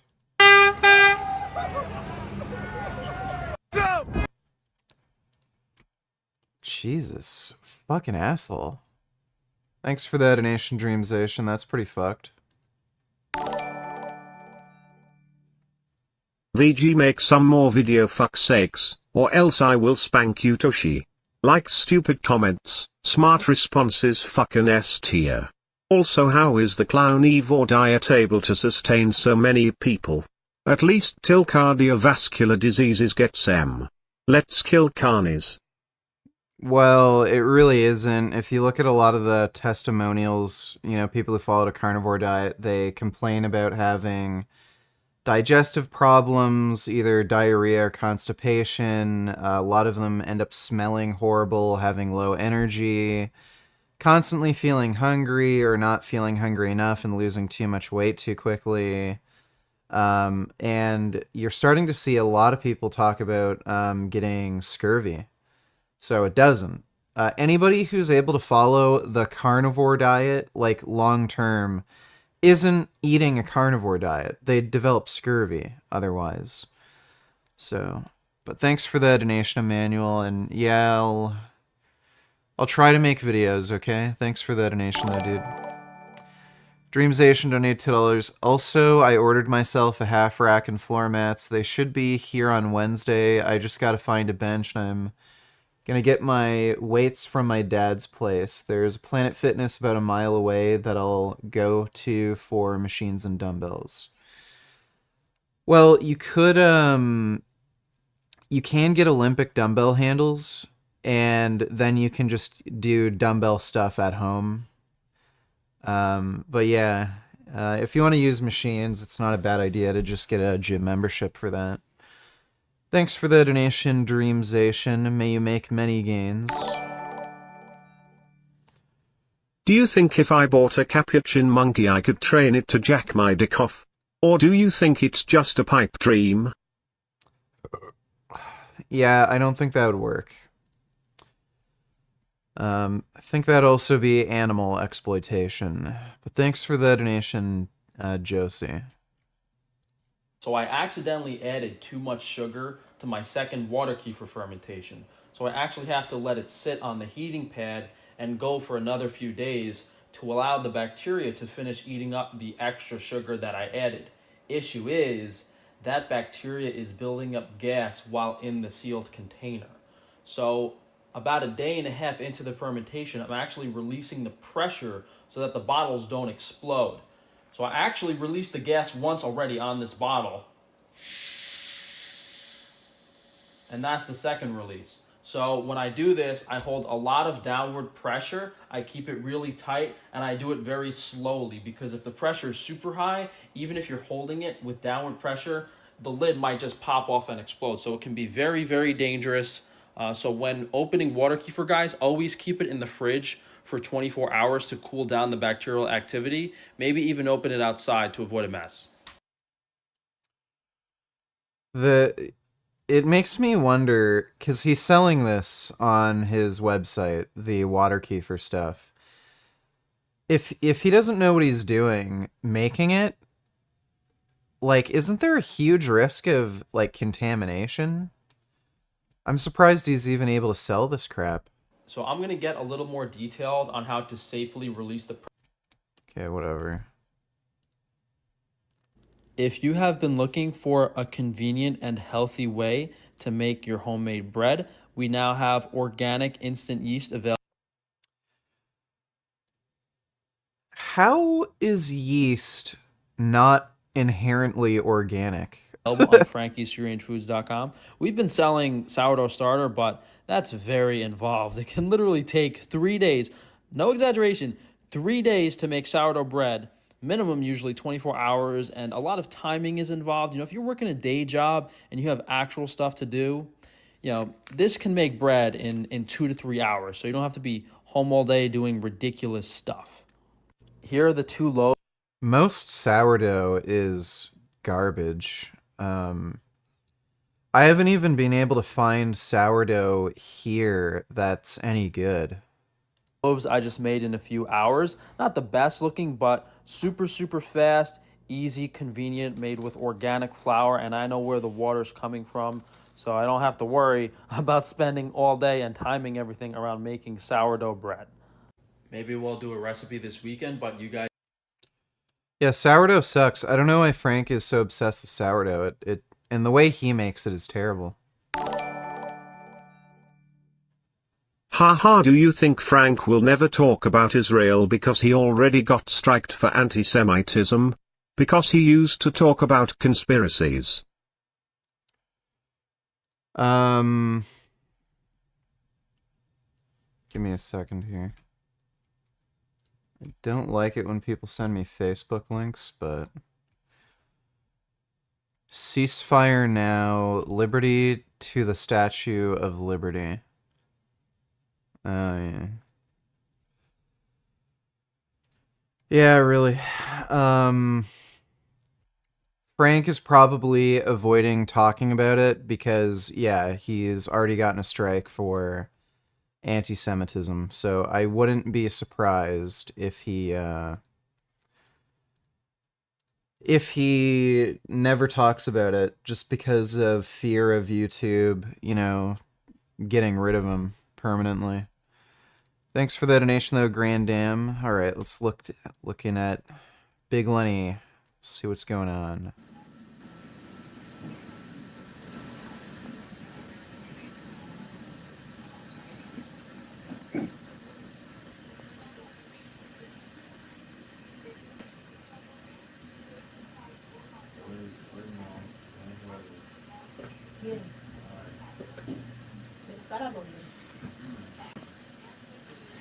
Cletus, you fast twitch fiber freak, barbecue sauce, Edgar.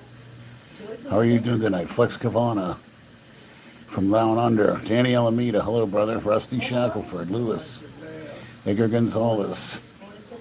Thank you, Sauce. Dub87, hello. DIY home repair, yeah, hanging on by a thread. Just still full of water. Probably be here for a week. The cheese, Chuck E. Cheese Ranch. Thank you for joining us on a Friday night. Okay, so he says he's filled with water. So he has, like, really horrific water retention again. Jake Sellers, Mirrored Universe. Thank you, Dub87. Matthias H., Kaiser Productions. Thanks, Black Eye Viking. I try to minimize this, but, you know, I really haven't been here for this reason for about 2 years, so... Well, I'm down in Margate, Florida, which is close to Mike T, right around the corner for him and the late Rob Zilla. Good idea, Kaizen. I passed about 2.5 gallons of water today. Much more needs to be removed. Still swollen in the feet, the legs. Whoa. 2.5 gallons of excess water retention. I don't know what's causing the, like, really severe edema. Getting some good wound care, though, with the exploding shins. He does still have the shin problem. I wonder how much of Frank's food is cross-contaminated? Well, again, knowing Frank, probably a fair bit, and it's only a matter of time until somebody gets sick from eating the food he's selling. Thanks for the donation, though, James. Would you kiss Jason Blaho and lick Big Lenny's diabetic leg for an hour? if it meant all carnivorous animals would die and the world would be vegan?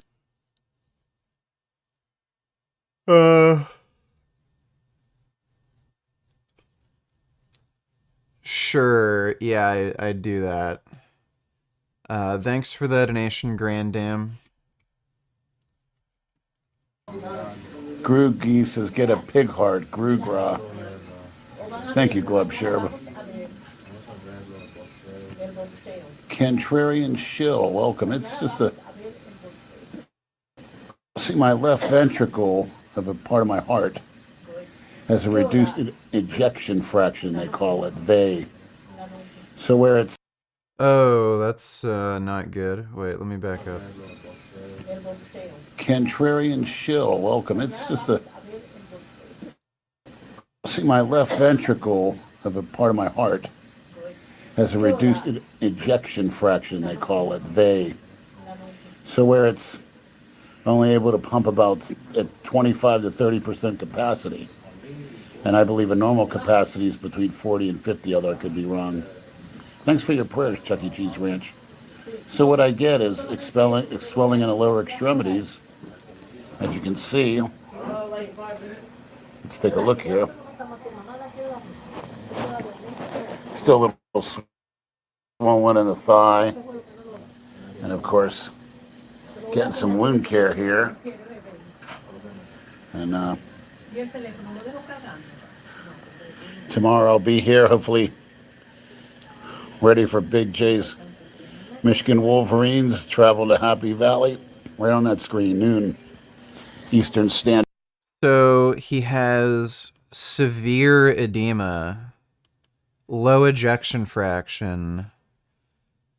Let me see. What is the diagnosis thing?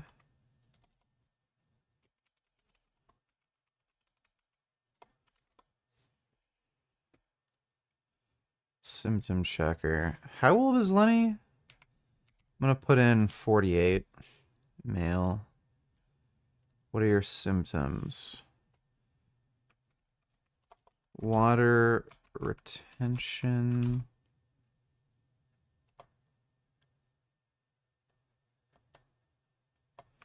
How do you spell edema?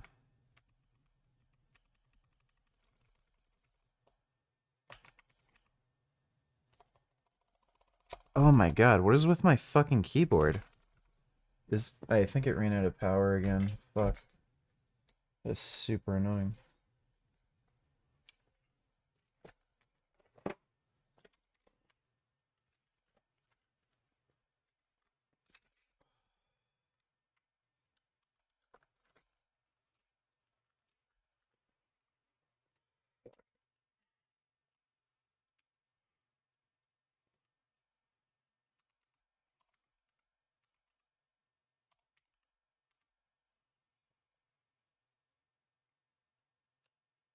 Ankle edema.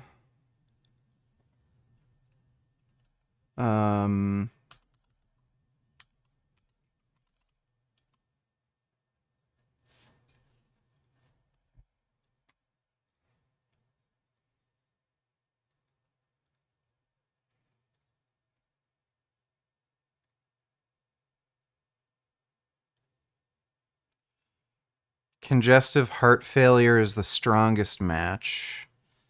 Fatigue, weakness, shortness of breath, foot, ankle swelling, regular heartbeat, cough, weight gain, lack of appetite. Yeah. So, probably having it, according to that, diagnosis checker thing, probably has congestive heart failure. Grand Dam donated $2. It's heart failure. He'll be there for at least 2 weeks. His diabetes is too severe. Yeah, well, I guess a lot of us tried to warn him, but, he's kind of stupid. Thanks for the donation, though, Grand Dam. Standard Time, Michigan at Penn State. And then after that, the famous Florida Brawl, Miami and Hurricanes and the Florida State Seminoles. So, thank you. Now I put on too much water. It's really that simple. Thank you for the get well wishes, Aristophanes of Athens, Chuck E. Cheese Ranch, and I pray for each and every one of you maniacs as well. Yes, that's a good idea, Kaizen Productions. They need to use the stem cells on my joints and organs to build If assumed a Hamas member were to expected to commit multiple right violations, expected to, not guaranteed, would you be in favor of killing this one Hamas member? If so, if an animal were expected to commit multiple right violations, why not kill them? 7. I'd be in favor of that. So, yes. Thanks for the donation, Emmanuel.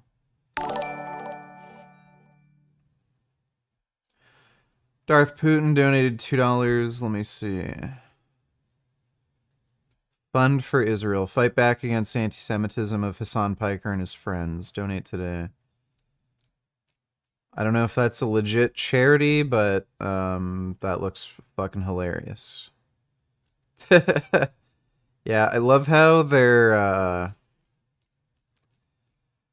at least pointing out that Hassan is a fucking terrorist supporter. Hassan is a literal piece of shit. Next time I talk to Destiny, I'm gonna ask him like why anybody watches Hassan, because it baffles me. Thanks for the nation, Darth Putin. Athletes.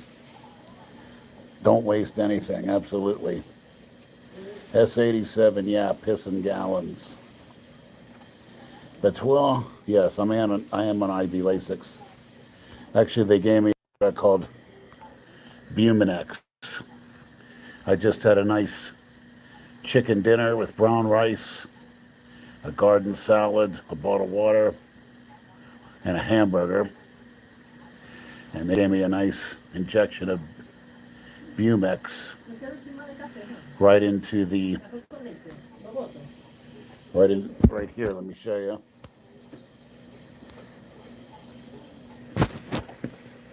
Right into this IV, and this protective thing is from this morning's CAT scan where they go through the wrist.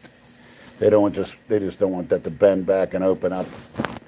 So I'll have this little brace on for 24 hours, but James B, I need to get cyber bullied. Everybody needs a good bully, James. Anywhere near the water I normally drink or eat an amount of food. I'm definitely not eating the sodium, but you know, in the hospital they give you a lot of carbohydrates, very little protein, and very little healthy fats. So you just got to do the best you can. Thank you, Cletus. God knows I love the maniacs. Barbecue sauce is a Margate, New Jersey. I wasn't aware of that. Thanks, sauce. Would I be friends with a non-practicing zoophile? No, that'd creep me out too much. 1,000 bench press asked me, what will I do to make my heart function better? In the future, will definitely not allow myself to get this type of water retention. And how I'm going to do that, I finally will make an appointment with a cardiologist and follow his protocol to the T.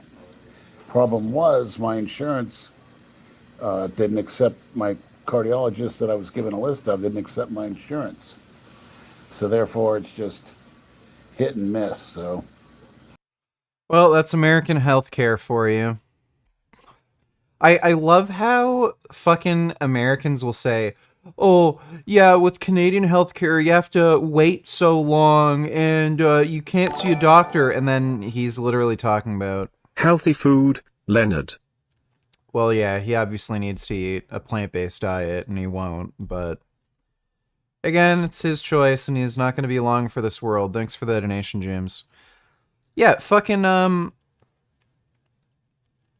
and then here's Leonard saying his insurance made it so it was impossible for him to get an appointment until now. Like, it's fucking stupid. Sing. All right. I will sing for you. Thanks for the donation, D. The world can be The world can be one together. Cosmos without hatred. Stars like diamonds in your eyes. The ground can be space, space, space, space. With feet marching towards a peaceful sky. All the moon men want things their way. But we make sure they see the sun. Goodbye, moon men. We say goodbye, moon men. Goodbye, moon men. Goodbye,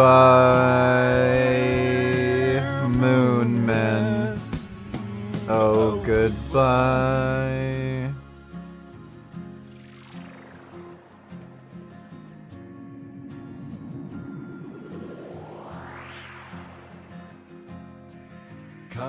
Cosmos without hatred, diamond stars of cosmic light, quasars shine through endless nights, and everything is one in the beauty. And now we say goodbye, moon men. We say goodbye, moon men. Goodbye, moon men. Goodbye, moon men. Oh, goodbye. Shut the f up about moon men. All right. Thanks for the donation again, D. Hope you enjoyed that. The sun is part of life. Lake Benny. The sun is what #1 creator of vitamin D, and it's the best thing for the immune system. So, while hospitals have their place, they're missing key elements. And I will go over those in a future live.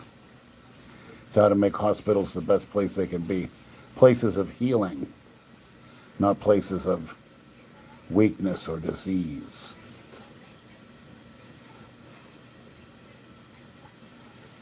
Yes, Fern, 1286 feet. All of us repent.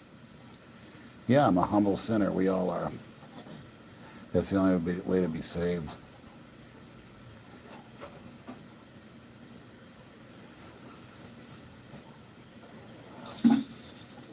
Hello, Todd. Welcome to the Big Lenny Live. Lewis, when the water retention is unbearable, you got to go to the hospital. Yes, that's why. They actually told me that compression socks would be the best thing. Frank White says, don't listen to they, like Brad and his doctors. I'm a freak, will never die. That's true. That's true. You don't see Dale needing water removed. Yes, barbecue sauce. I intend to get in great shape. While Dale's in a...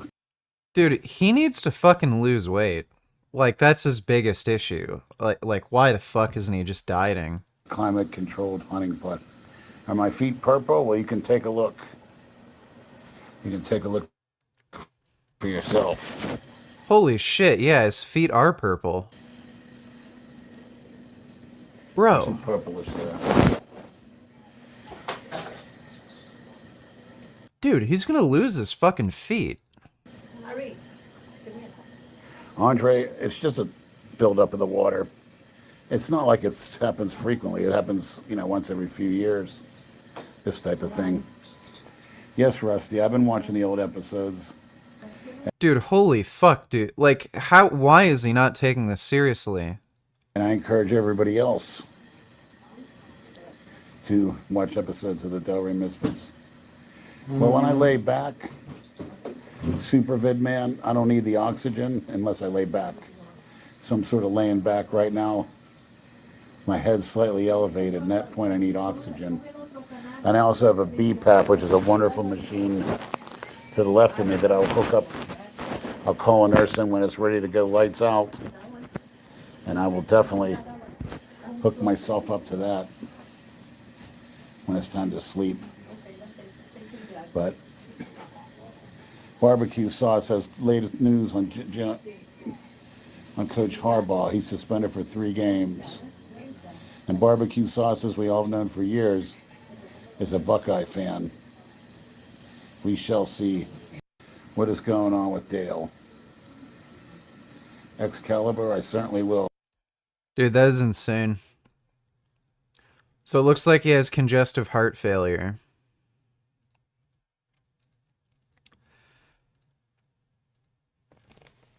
He has congestive heart failure, and he's also got diabetes. His feet are not getting adequate blood supply, and they're starting to rot. And he's not losing weight. What's really weird is he's used to dieting.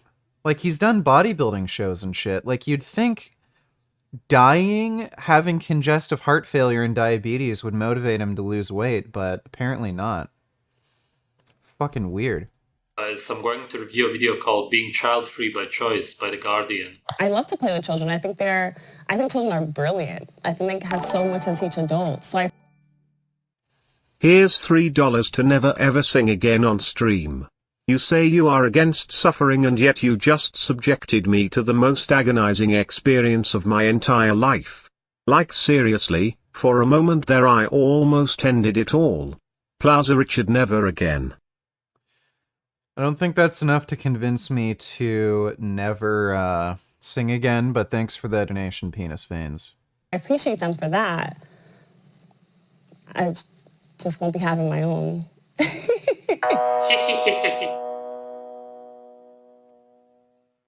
The world perceives child-free women in the most negative light possible. I think it's not. It used to be called childless. It's only called child-free ever since they started this agenda. Not a need for women anymore. We don't need to have children. We find that You don't need to have children. What does that even mean? What does need even mean in this? I think need in this context means you don't need children to be happy. Specific case. Do you need children to go shopping or to get your nails done? No, because that's slave activities. Of course, you don't need children to do that. But having children isn't a slave activity. Having to take care of something for 18 years of its life is not slave activity. Do you need children to be happy as a man or as a woman? Absolutely. It's impossible to be happy. Sverge is one of the most miserable fucks I've ever fucking seen in my life. He is not a happy person. He constantly talks about how he wants to, like, murder people, torture them. Like, that's not something a happy person wants to do. So, on top of that, he has to constantly beg for money. You often see him when he's traveling complaining that people won't give him money. He's always frustrated. He is physically and emotionally abusive to his romantic partners. So you haven't fucking found the key to happiness by getting these girls pregnant, dumbass. You fucking tried to kill your fucking ex-girlfriend. He hired a hitman, and the hitman had 2 failed murder attempts. Like,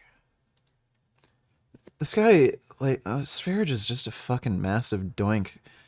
Richard's frozen tofu donators. Richard, would you ever debate Mouthy Infidel or President Sunday on Israel-Palestine? I don't know.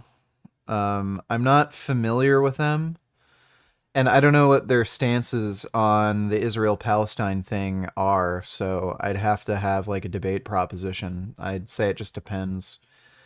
I don't even know who they are, though. Thanks for the donation, Richard's frozen sperm cells. Be without children. You will never be happy in your life. Completely impossible. So you do need them to be happy, which every human being on earth wants to be, which means that every human being on earth needs children. that our own happiness is more important, our own mental health. And now she even talks about happiness. Your own happiness is more important, but you're going to be absolutely miserable without children. Health is more important. We have been called selfish. Sverige tried to murder his wife and child, by the way. Or not wife, sorry, ex-girlfriend and child. So, take that for what you will. We've been called narcissists, which is kind of strange. I do have a coworker who recently had a baby. All of my other coworkers were like ogling over him and making silly faces, and I'm just like typing away on my computer. Okay, here's the thing about this. Yes, a lot of women nowadays are very sick biochemically, as in they don't produce the same hormones as a naturally healthy woman would, which means that when they look at a baby, of course it's different to look at somebody else's baby, but still, they don't feel the same as the other ones do. And feelings are purely biochemical, which already proves that if you don't feel what these other women feel when they see a baby or when they think about babies, then you're not biochemically healthy, seeing as you produce. Or maybe certain people have certain preferences. Like he literally doesn't think that, it's possible that some people just have other priorities in life or like certain things and don't like certain things. Different feelings which are produced by your hormones. A lot of women don't understand this. They believe that they simply have this mindset or whatever, which is why they don't react the same way when people talk about children. When in reality, it's purely biochemical. Either you're healthy, which means that you eat a high animal fat diet, a lot of saturated fat, cholesterol, and if you do, you will automatically be obsessed with having children, or you eat a vegan diet, for example, or even a low-fat diet, and you will hormonally not think about children, seeing as you're actually biochemically not really a woman. By the way, you can literally find raw vegan family channels on YouTube.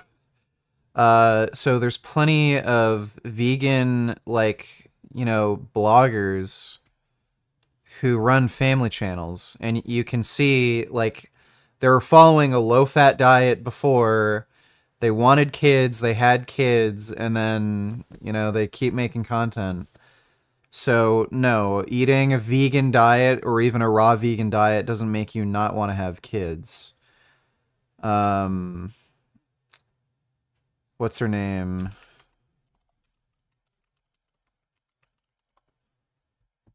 Naturally, Stephanie recently had kids.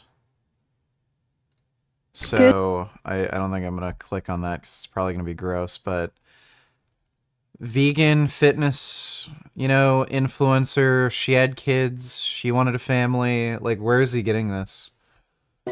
When it comes to when I knew that I didn't want to have children, it's hard to say only because I don't remember ever feeling like I did.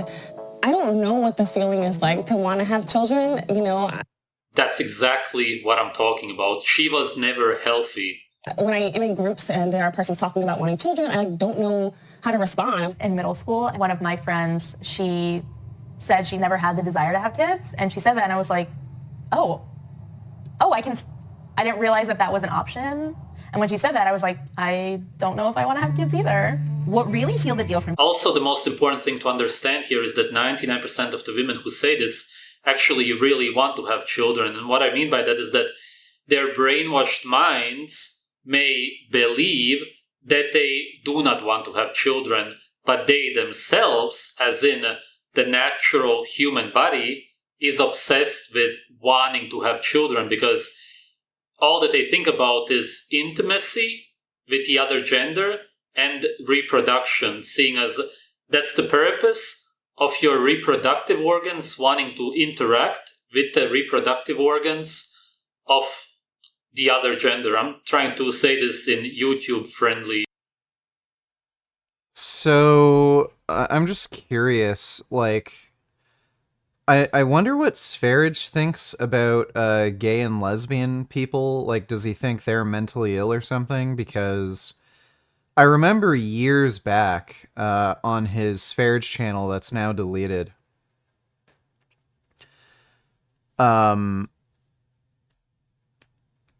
he said like he's against homophobia and stuff. Like he thinks it's okay to be gay. I wonder if his stance on that has changed because like gay and lesbian couples can't have children. They can maybe have a surrogate or something or get a donor. Mr. Gaines, why did Cave Art have a lot of animals?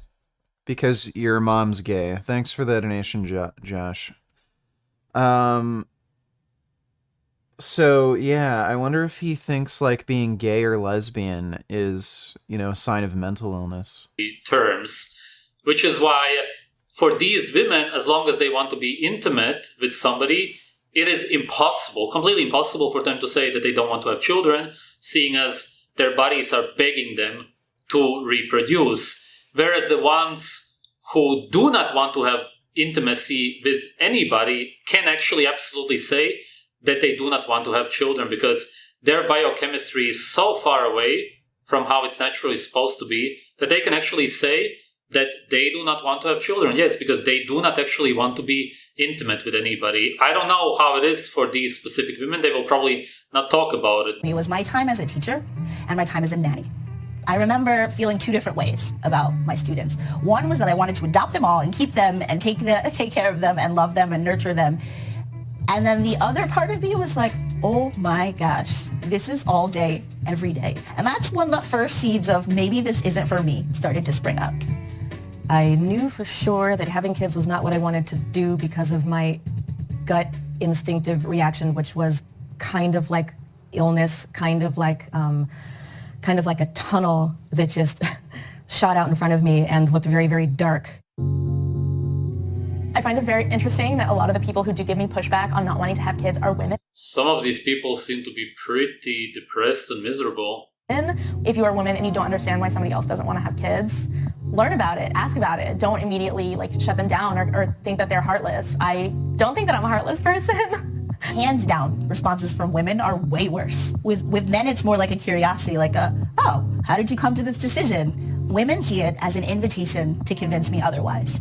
It's, oh, not right now, but you want some in the future. What are you going to do when you're old and you're alone? That actually is the case, unfortunately, for a lot of women. They say no, even into their 30s, and then when they are way too old, they... Isn't like the rate of regretting having children close to about 50%? Let me see. Percentage of women who regret having children. Okay, no, it's... So, according to the National Institute of Health from 2021, survey conducted over the last few years on representative samples in the US and Germany suggests that the percentage of parents who regret having children is approximately 17 to 8%. Okay.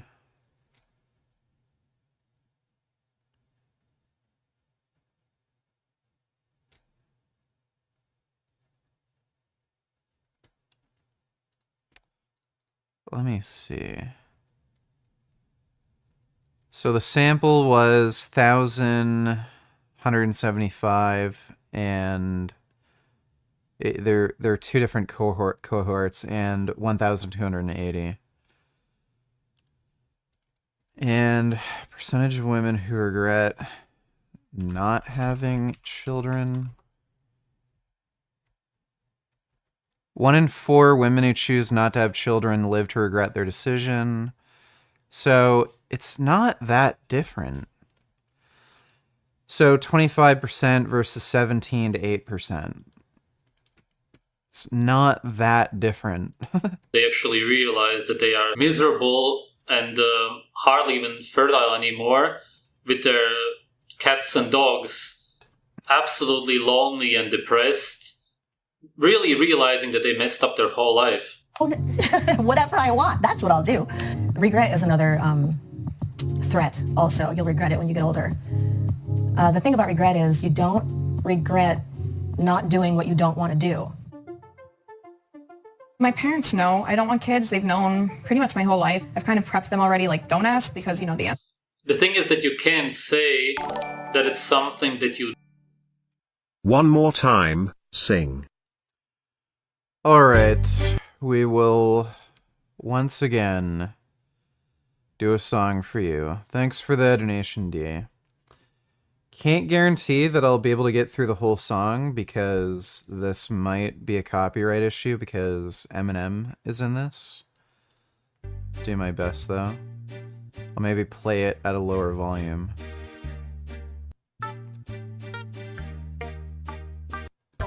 Y'all know me, still the same OG, but I low-key hated on by most these niggas with no cheese, no deals, no G's, no wheels, no keys, no boats, no snowmobiles, no skis. Mad at me because I can finally afford to provide my family with groceries, got a crib with a studio and it's all full of tracks to add to the wall full of plaques. Hanging up in the office and back of my house like trophies, did y'all think I'm gonna let the dough freeze? Oh please, better bow down on the knees, who you think taught you smoke trees? Eazy-E's, Ice Cubes, and Docs, the Snoop Double G's, and the group that said motherfuck the police gave you a tape full of dope beats to bump when you stroll through my hood in 1 year. Whose doctor they told you to go see? Y'all better listen up closely. All you niggas that said that I turned up. Y'all, the reason that, so fuck y'all of y'all if y'all don't like me. Y'all are gonna keep fucking around with me and turn me back to the old me. Nowadays, everybody want to talk like they got something to say, but nothing comes out when they... Just a bunch of gibberish and motherfuckers act like they forgot about Dre. Nowadays, everybody want to talk like they got something to say, but nothing comes out when they... Just a bunch of gibberish and motherfuckers act like they forgot about Dre, so what do you say to somebody you hate? Want to resolve things in a bloodier way? Just, one day I was walking by with a Walkman, gave me an awkward eye, and strangled him in the parking lot. Don't give a fuck if it's dark or not, I'm harder than... When I'm drunk as fuck right next to a humongous truck in a two-car garage hopping out with 2 broken legs trying to walk it off, fuck you too, bitch, call the cops. I'ma kill you and the loud-ass motherfucking barking dogs. And when the cops came through, me and Dre stood next to a burnt-down house with a can of gas full of matches still weren't found. So from here on out, it's... Chicka to chicka, hotter than a set of twin babies. In a Mercedes-Benz with the windows up when the temp goes up to the mid-80s. Calling men ladies, sorry doc, but I been crazy. There's no way that you can save me, it's okay, go with him, Haley. Nowadays, everybody want to talk like they got something to say, but nothing comes out when they move their lips. Just a bunch of gibberish and motherfuckers act like they forgot about Dre. Nowadays, everybody want to talk like they got something to say, but nothing comes out when they move their lips. Just a bunch of gibberish and motherfuckers act like they forgot about Dre. If it was up to me, motherfuckers would stop coming up to me, looking up. But now I got this little company, everybody want to come to me like it was some disease, but you won't come because I'm from the streets. Told them all, now you're gonna run around talking about guns like I ain't got none, cause... Okay, whatever. I can't keep up. I'm gonna go take a piss. I'll be right back.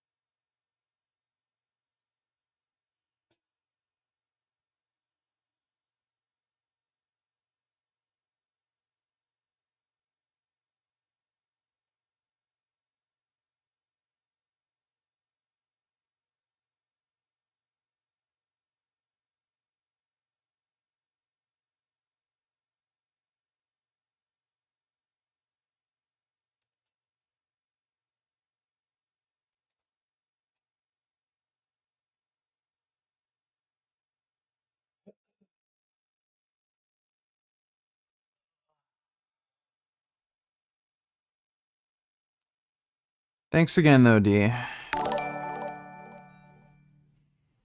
Do you think BT is full natty? He's consistently lean and you never really see him with any bulk weight. Maybe he's just got everything dialed in. I dunno. Yeah, there's no reason for me to think Brian Turner isn't natty. He is looking pretty You have the insane. voice of an angel. Please seal my lips around your butthole and rip a fart filling my cheeks with your Richard gas. I want to get high on your thick Negro fart air. I drive a Dodge Neon. Let's poop in the back seat and share a picnic together. How about let's not, but thanks for the donation, Microwave Poop. Yeah, there's no reason for me to think Brian Turner isn't natty. Like, obviously, this is a fucking video in perfect lighting. So he's gonna look particularly good. But, yeah, he's looking pretty jacked, especially lately. He's probably just taking training a little more seriously. But, yeah, some people's girlfriend is a nice butt. Some people, just stay lean. He very likely doesn't have the biggest appetite. That would be my guess.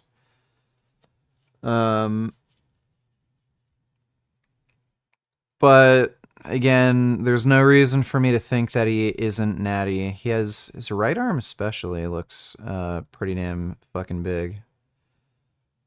It's funny how everybody has different shaped biceps on each side. But yeah, he's always been lean.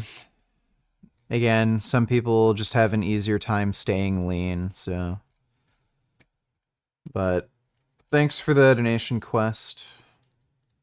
And thanks for the donation, Microwave Poop. What video were we watching? I guess You don't want to do, seeing as, except if you don't want to be intimate with somebody, you actually want to reproduce, which would automatically mean children. Now, if you would experience children and they would get, God forbid, kidnapped or they would die, then you could actually say, yes, I do not want to have children because you now experience how it is to, let's say, have 3. I mean, Sverige tried to kill his ex-girlfriend and child with an arson attack. So it's kind of odd for him to say that. And if you say accidentally had children when you didn't want to have kids, like, just because you don't want them to die, that doesn't mean you would not regret having kids. Children, and again, God forbid, all of them die in a car accident. You are now child-free, and you actually had the experience of having children and not having children. And now you say, it feels better to have lost my 3 children. I don't think that you will find any man or woman on earth who will ever say that, but those kind of women could actually say, yes, I feel better being childless. I feel better having lost my children because they actually have the experience. And I'm not saying that you have to experience. Yeah, I totally reject that premise. Just because you're happy, or sorry, just because you wouldn't be happy with your children dying, that doesn't mean you don't. It doesn't mean you don't regret having kids. Experience everything in life to understand it. If somebody puts their hand into fire, then you can see by their face expression alone that it hurts and that you shouldn't do it. You don't have to put your own hand into fire to understand that it's going to hurt you, but you will not understand how it is when your baby... Let's see. Monotone singing gain. Donate $2. LMFAO, this is real. Let me take a look. Jordan Peterson leads a climate denial conference in London, promising that the world is actually heading for human flourishing. So, how exactly does he explain, like, increasing temperatures, rising water levels, the, like, insane amount of wildfires, and reduction in clean water.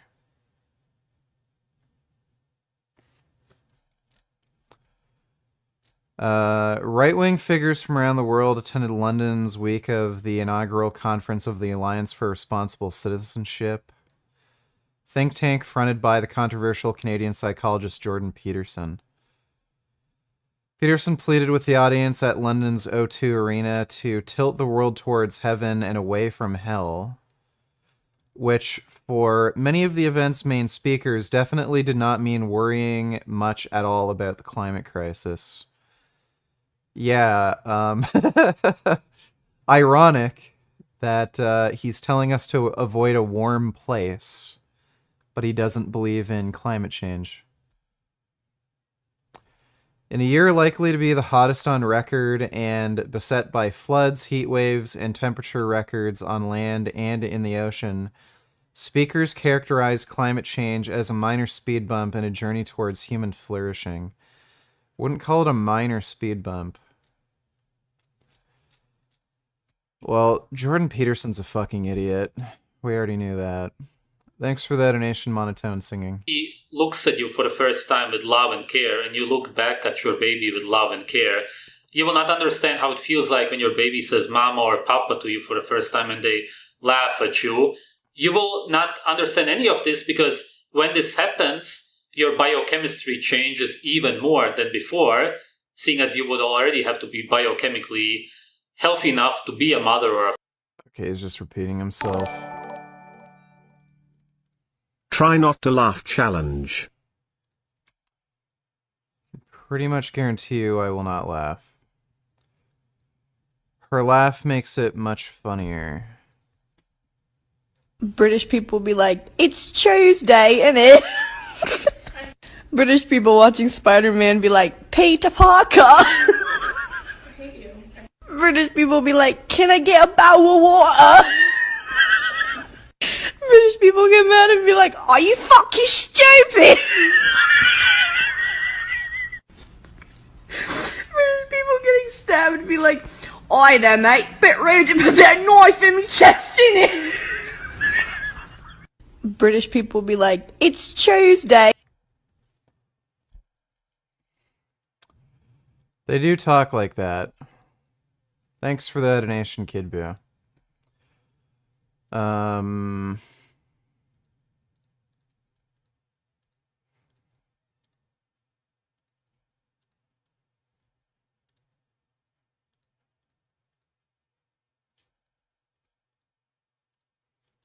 They want an exchange for Palestinian prisoners that Israel has. Now, I hate hostage exchanges. I'm not sure that the US should have ever done any, Israel should have ever done any, but there is a very long history and precedent of prisoner exchanges between the Israelis and the Palestinians. So in this case... So, like, that's insanely hypocritical then. If he's against hostage exchanges, then... Oh, God of gains, please grant me with the knowledge of you debate strats. How do you debate veganism, oh Father O Gains? What is your game plan for debates? Oh Father, oh God, oh thy gains please 777 oh thy gains Svaria makes more sense on this topic than you. If everyone had your view on reproduction, the human race would cease to exist. Also, Jordan Peterson is more accomplished and educated than you will ever be. Sure. Thanks for the donation, Majin Buu. So, I don't know why you're asking me for debate strategies. Like, you've seen my debates. You can watch them and you'll see what my strategy is. If you want to become a better debater, then just practice debating. Thanks for that donation, Emmanuel. So this is really hypocritical because if he's against hostage exchanges, then why would he have criticized the IDF for not negotiating for hostage rescue by, he said...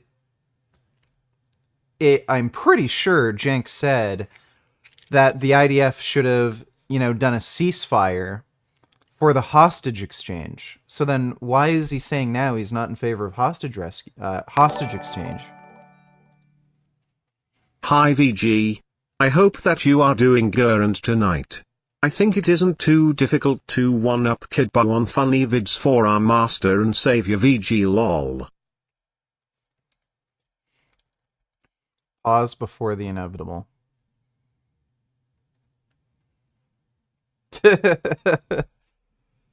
Yeah, that's a kitty. Thanks for the donation though, Bendover. Appreciate it. They're saying, no, we're not going to do that. Well, we'll see if that's true or not, but at least publicly they're saying that. Instead, we're going to exchange the hostages for some humanitarian aid. That's not a realistic offer. They're never going to take that. So, okay, so you take a humanitarian aid for what, a couple of hours, a couple of days, and then you go back to the bombings. And what leverage did the other side get from that? I don't want Hamas to have any leverage. I want them to give the hostages back. But we have to be realistic about how fair. I don't know what's happening behind the scenes, none of us do. And maybe they're having a real exchange about, realistic terms, but the ones that are being put out there now are not at all realistic. One last thing, Joe Biden there, pretty callous. So I get that he doesn't want a ceasefire. I totally, utterly disagree with him. I don't think Israel should drop a single more bomb on Gaza or the West Bank or any of the occupied territories. But they should just give up? No, so we'll talk about that in a second. But on the other hand, even if you don't want a ceasefire, going, no chance, haha. Like that's not helpful. And by the way, 2/3 of Americans want a ceasefire. So it's spitting in our face a little bit. Like what do you think you live in a democracy? Our leaders are never going to give you what you want. Okay, Mark. It was definitely impolitic, to be polite, for Biden to respond that way. I mean, he could have, especially someone like Biden, could have been more equivocal or vague or something. It was, I thought it was an interesting response from that standpoint. I will take the incremental gain that's associated with the 4 hours. I think, and on a lot of things, we have to begin to take incremental progress. And increment after increment, you have real progress. Please don't misunderstand me. Much of what Cenk said may be true when it comes to what you can really get done in a 4-hour daily break. But 4 hours isn't 1 hour. 4 hours is something. So again, not to obsess on it, but I also wouldn't put it down completely. You wanted some kind of concession on the part of the Israelis. They've offered that. Cenk's notion of trading hostages is a fascinating one, intriguing one. I don't know that it goes anywhere really, but it might. And sadly, those who control this negotiation are probably in Qatar. I mean, it seems as though the Qataris are the ones who are behind the scenes funneling a lot of money and negotiations. Again, backtrack negotiations through this entire process. So I don't understand what, Cenk, you're calling for then, because the world was called, some people are calling for a ceasefire, which also Israel is not going to do. Just like you easily say, Hamas isn't going to take that, Israel's not going to take that. They've just suffered the worst attack in their history, and so they're going to try to back 8 times over. So, but it's not about payback. It's about an objective in the war. Like it. It's not. It's about an objective in the war. What's the objective? The objective is to get rid of Hamas, the terrorists. Impossible. Impossible. So then they just give up. So then Israel just deals with terrorists. No, it's not a matter of giving up, but like it's an absurd goal. Not an absurd goal. What up, VG? Just tell me you're not a Zionist sympathizer. Check this out.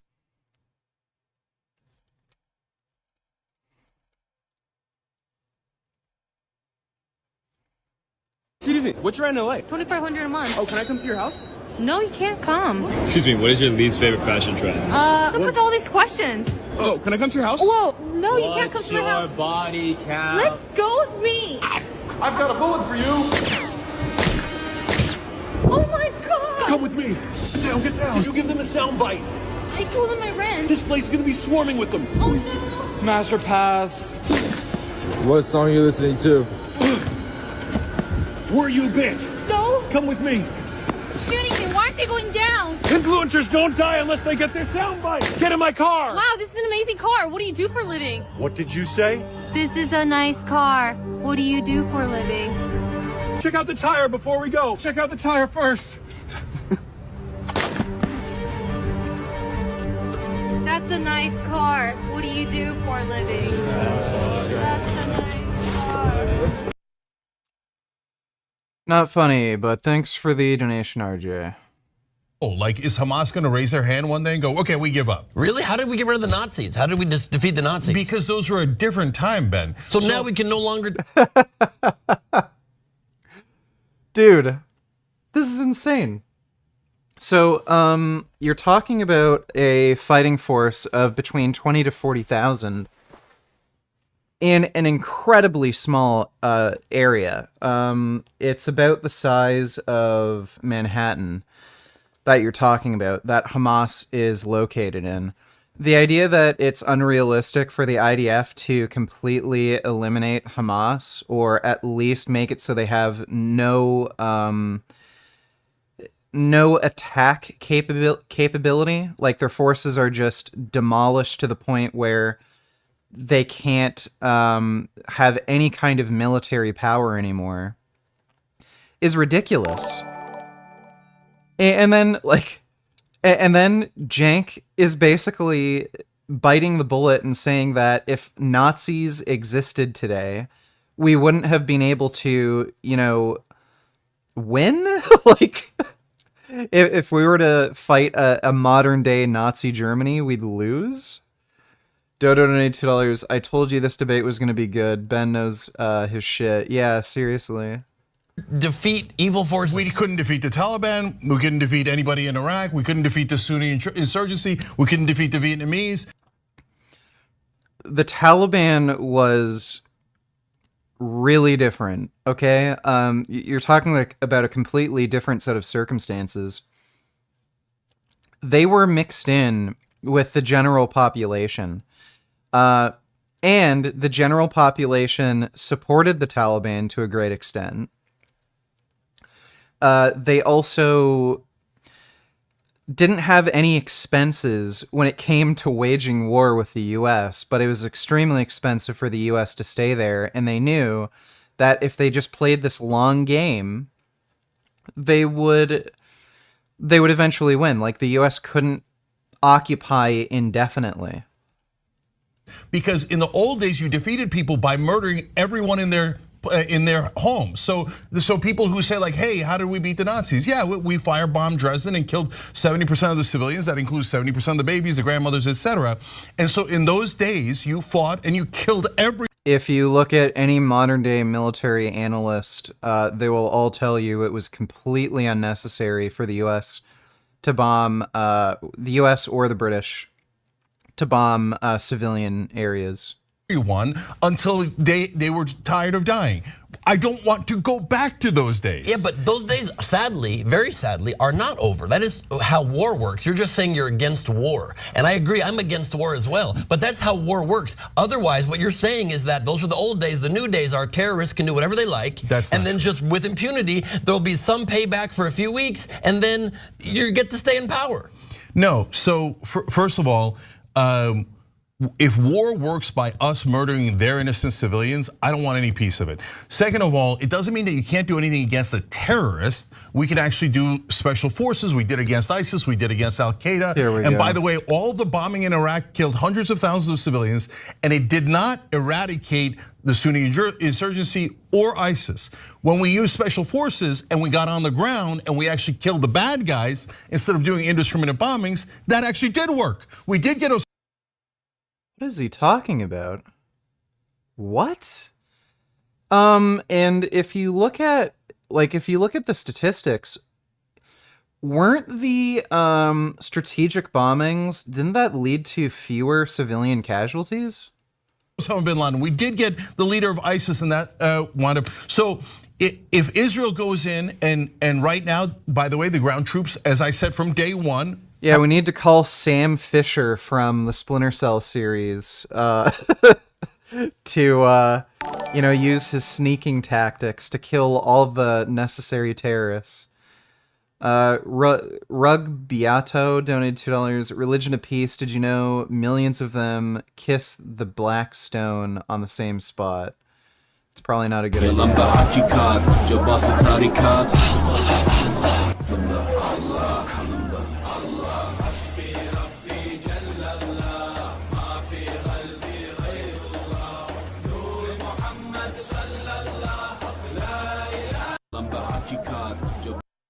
seriously stupid.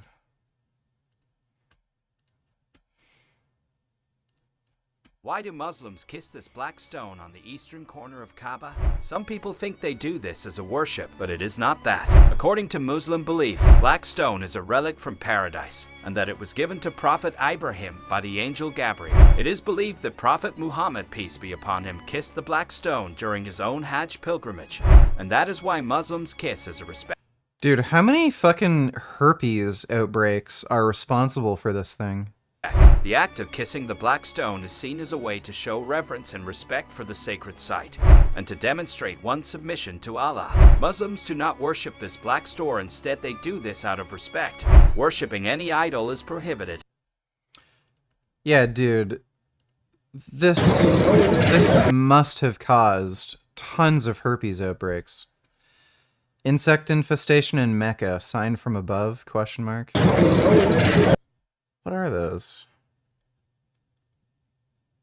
I don't know what those are. Are those crickets?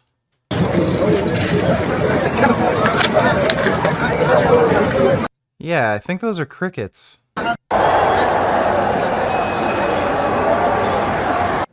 Mecca, the holy city for Muslims, is currently facing a peculiar and unsettling situation. Locals and tourists alike are frustrated and trying to figure out how to deal with the unwelcome guests who are disrupting prayers and daily life. Black grasshoppers, cockroaches, and locusts have been swarming the city, causing chaos and annoyance to both pilgrims and locals.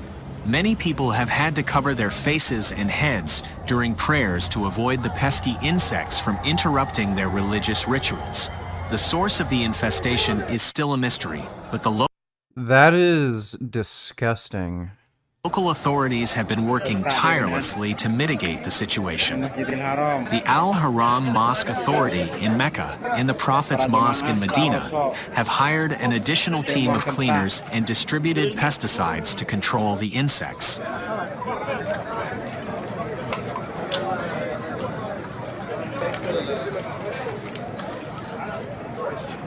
The negative impact of the infestation. Some people see the invasion of insects in Mecca as a special sign. Insects have been an integral part of various cultures, with many believing that they have magical powers. For some, insects like the grasshopper, scarab, and butterfly became totems, while for others, they held significant religious and spiritual meanings. In sacred texts, bees, because they carry honey, symbolize fertility and spring. The Bushmen of the Kalahari Desert have long been regarded as chaos. Yeah, that is fucking disgusting. Why even go there? Thanks for that donation, Rugby. So, yeah, Jank with the Special Forces argument. Have been more effective. And a lot of people were against the ground troops. But I said, look, Special Forces is necessary. That's how you fight back against people who are trying to kill you. But if you say, hey, I'm just gonna bomb, like the reason why I say not one more bomb is because bombing doesn't work. And bombing Iraq created ISIS. It didn't end ISIS, it created ISIS. Yeah. So the more we bomb the Palestinians, the bigger Hamas is gonna get. In this day and age, that is absolutely ridiculous. The Viet Cong didn't raise their hand and say we give up. Neither did none of these groups say we give up. And Hamas is never, ever going to say. Like again, he's talking about like these examples are not analogous. The U.S. had so many committed so many mistakes during Vietnam. So the Viet Cong had underground tunnel systems that protected them from bombing. The U.S. strategy at the time was to bomb the fuck out of an area and then send ground troops in and, you know, basically kill whatever Viet Cong were left. What ended up happening was the Viet Cong would be completely sheltered from the bombing. It would do nothing. And they would have advanced warning for when the U.S. troops were coming because of the bombing. So they would be able to basically use guerrilla warfare tactics, and every single engagement they would have, you know, at least, 30 minutes warning before an attack was going to happen. that massively disadvantaged the United States. And even despite that, if you were looking at pure attrition, the U.S. technically won the war just based on attritional losses. The U.S. did lose the war in Vietnam, but if you look at attritional losses, they were still massive, like crazy, in favor of the United States.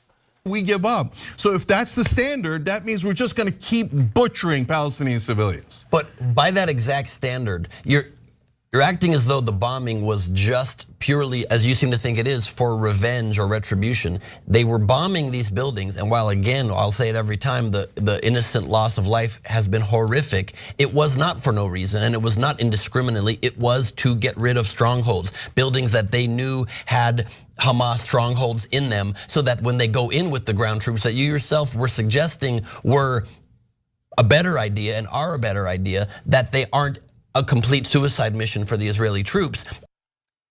You're never going to be able to have any sort of invasion without using artillery first, or some sort of long range equipment. So like bombings, drone strikes, missiles. You can't. It's impossible. That's the problem that Ukraine has right now with overtaking, areas like the Donbass region and Crimea. They don't have air superiority yet, and that is preventing them from, advancing forward.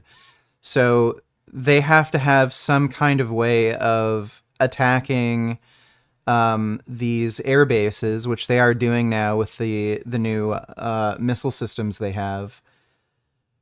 And they also have to bomb the fuck out of, the Russian artillery positions before they can move forward. Also, in the immediate aftermath of October 7th, you can't just say special Israel forces has to respond and is going to bomb. It's just you hope that it's not a hugely disproportional number. You said, I hope it's not 10 to 1, 100 to 1. The numbers have been horrible. They've been 5 to 1 or 6 to 1. That's not good, but it's because we're trying to take out a terrorist force that also is a government. And so I do not buy the argument that there is ever going to be a solution where you just say Hamas gets to win. And so I think a much smarter way to approach trying to get what you want. They don't get to win, Ben. They don't get to win.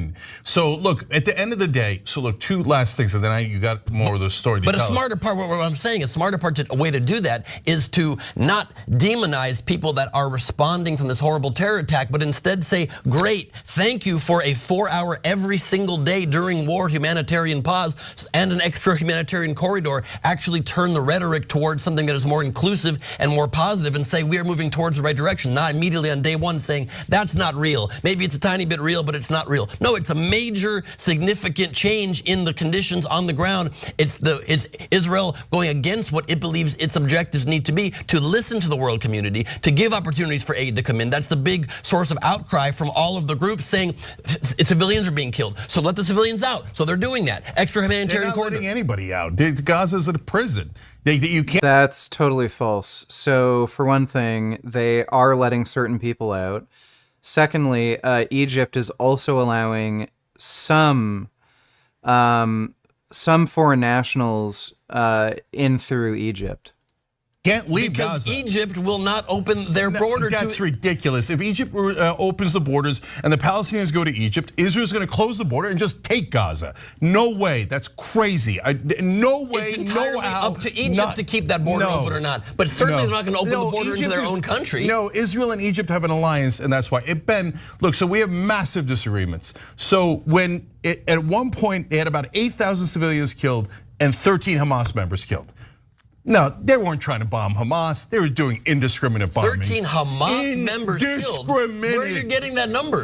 I got it from a news report. We reported on it. Hamas does not distinguish in their numbers between Hamas soldiers and civilians. You have no idea how many Hamas soldiers were killed in that 10,000. Even Netanyahu at one point, and he's a grotesque liar, said, in an ABC report, well, 10,000 were killed, but 1,000 of those could have been Hamas. First of all, could have been. And if that's true, but you take Netanyahu's numbers, that's still awful. If you said to me, that guy, I've said this 100 times, hey, that guy killed. In response to him, Special forces are used in conjunction with infantry or other military capabilities to achieve strategic objectives. You don't just send special forces to get the bad guys, would you agree, Richard? Well, yeah. Like, I don't know, maybe Jenk is like a really big Metal Gear Solid fan or some shit. But yeah, it's fucking ridiculous, dude. I mean, even Call of Duty, like modern Call of Duty since Modern Warfare 1 has actually shown that you use special forces in conjunction with the regular army to accomplish objectives. So like even Call of Duty even Call of Duty developers fucking recognize that. The fucking like I remember there was a mission in Call of Duty where you play as Soap and Captain Price and everyone, and you're with the SAS, and you were working with the US military, so just the regular army and the Marines. Call of Duty knows more, but thanks for the donation point. Killed your family members. There's no way that I don't want to kill that guy. I will be filled with rage. And you say there's 9 civilians around him, an aunt, an uncle, a grandma, a baby, etc. Would I bomb them and kill those 9 civilians to get the bad guy? Never, never, because it is deeply.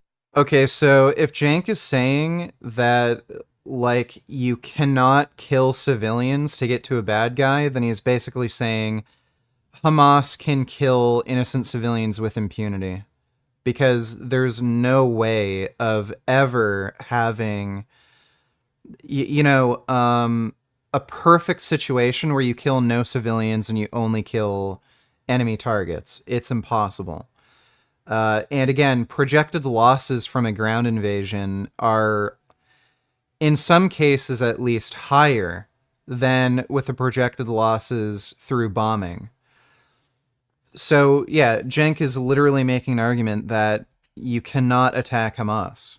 Immoral. I'm not going to do the same thing a terrorist would do. That's insanity. And Israel's saying, yeah, I don't care. I don't care about the ratio. I dropped the bombs. The buildings collapse. The babies' heads are crushed. But they are not saying that. Defense. That is a lie. That's not defense. That is a That's lie. offense. But they are not saying that. They are taking far more measures than any country that I know of to make sure the civilians leave the area. They take the least amount of measures. They make phone calls directly. Country. They drop leaflets out of the sky. They make multiple statements on social media and on television. They pause. They said 24 hours to escape. UN said it's impossible. Escape to what? Escape to what? It's an open-air prison. To the south. To and the then south, Egypt which can they open also that border bombed. if they like. They bombed it a little bit to get rid of also Hamas targets. It's not the main area that the main bombing is happening. And so... Yeah, so we know Hamas uses human shields, so it would be in their best interest to take out Hamas targets towards the south, because Hamas would prevent them from fucking moving. That is the reality of war. You're still not ever suggesting concretely how you suggest that Israel lives in peace and possibly gets Can I peace. answer, please? Sure. It's so easy. Yeah. Okay, special forces to take out the Hamas guys who attacked. No problem, I've said it from day one. Try to release the hostages, do negotiation, Like, the special forces. Like, Jank, if it were that easy to just send in special forces to kill Hamas and have 0 civilian casualties, Israel would do that. Like, this is insane. Power, do all the things that you do. Then, this is super important, end the goddamn... Like, let's see, like, we gotta send in Big Boss, Solid Snake, Liquid if he's, like, willing to cooperate, Gray Fox, Raiden, Meryl Silverberg, and her Rat Patrol. Like, it's fucking insane. Occupation. There isn't an occupation in Gaza. I'll say it to the day I'm done. Don't be insane, There Ben. is a security Don't be insane. and blockade of supplies. There is not. It's so funny. Dodo $92, you should send this debate to Destiny, try to get him to debate him. Yeah, maybe. This is like actually fucking crazy.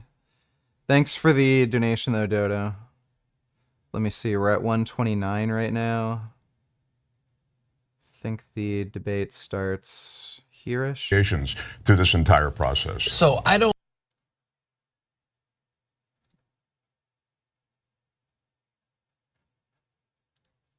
Insane, There Ben. is a security Don't be insane. and blockade of supplies. There is not an occupation. They voluntarily ended it in 2005 and removed forcibly their own Israeli citizens. Hey. How are you going to ask people to end an occupation that ended in 2005? And at least let's use words accurately, because I've seen too many times on this network people saying genocide when it is not one. People saying occupation when it is not one. There is an occupation in the West Bank. I admit it, because that's the definition and the words. But when the occupation ends, you say end the occupation. What are you asking for them, to end it again? Should they go back in and then end it again? Is that the request? Ben, okay, if I come to your house and say, look, I'm not occupying your house, but I can cut the water and power anytime, and I could starve you, and I could make sure you don't even get any water, and if you disagree with me on anything, I could drop a bomb on your head. It's called hey, a I'm not blockade. occupying. It's called a blockade. I'm not occupying. It's called a blockade. I can just murder you anytime I like, but I'm not occupying. But it's not the word. Okay, it's called so a blockade. let's call it a prison. So Israel should stop imprisoning Palestinians in Gaza. And you know the big difference, though, is that when you have prisons, the people that run the prisons don't offer freedom to all of the people 6 different times, and they reject it when they get 85 to 97% of their requests. I've seen you shake off in interviews your head about saying they've been offered peace. You go like this, you go, no, no, no. But they have been offered peace many times. So shouldn't they accept? They've been offered peace for land 7 times already, and it keeps getting rejected. It looks like the Palestinian people are more in support of land for peace than their government. So, like, again, that's all the more reason to take out Hamas and, have like democratically elected officials that actually represent the fucking population there. So maybe land for peace could possibly work. I bet that TYT's Jewish co-host's going to be the next person that ends up quitting soon BC of TYT's bigotry towards certain marginalized groups. It kind of reminds me of that transgender female tanky who used to work for them but ended up quitting lol. Yeah, I wouldn't be surprised. Like, it seems like a bit of a toxic environment. Thanks for the donation though, Ben. Accept that? What is your plan? Why aren't you telling Hamas right now, release the goddamn hostages, accept peace, make a peace agreement, put on paper, put your word, your money where your mouth. Jank's perception of special forces are based on the John Wick movies. Yeah, you just gotta send John Wick in. He'll solve it. Or maybe Blaha. Special Agent Blaha. Thanks for the donation point. Is and offer a solution. Don't just keep demonizing Israel and not offering a way to solve the goddamn problem, because that goes on forever. So 2 things about that, Ben. Number one, mission accomplished. Hamas, do a ceasefire, never attack Israel, recognize their right to exist, release the hostages. Obviously. And by the way, here, no, hold on. I'll make it even more like concrete. Hamas, stop being goddamn idiots. You're destroying the Palestinian cause as well as being immoral. Will you kill those innocent Israeli civilians? Now 10 times as many Palestinians have been killed. Are you happy? Was that mission accomplished? It is profoundly stupid. And it's easy for Hamas leaders to do that as they sit comfortably in Qatar and they condemn their own civilians to death. Ben, being against a terrorist is obvious, okay? But having a plan to defeat them is much harder, and that's the whole Ben, you have to stop imprisoning them. Look, Ben, if people come over, let's say they take. Okay, Jank, like, are you saying Israel should open the borders up and just let Hamas terrorists run free?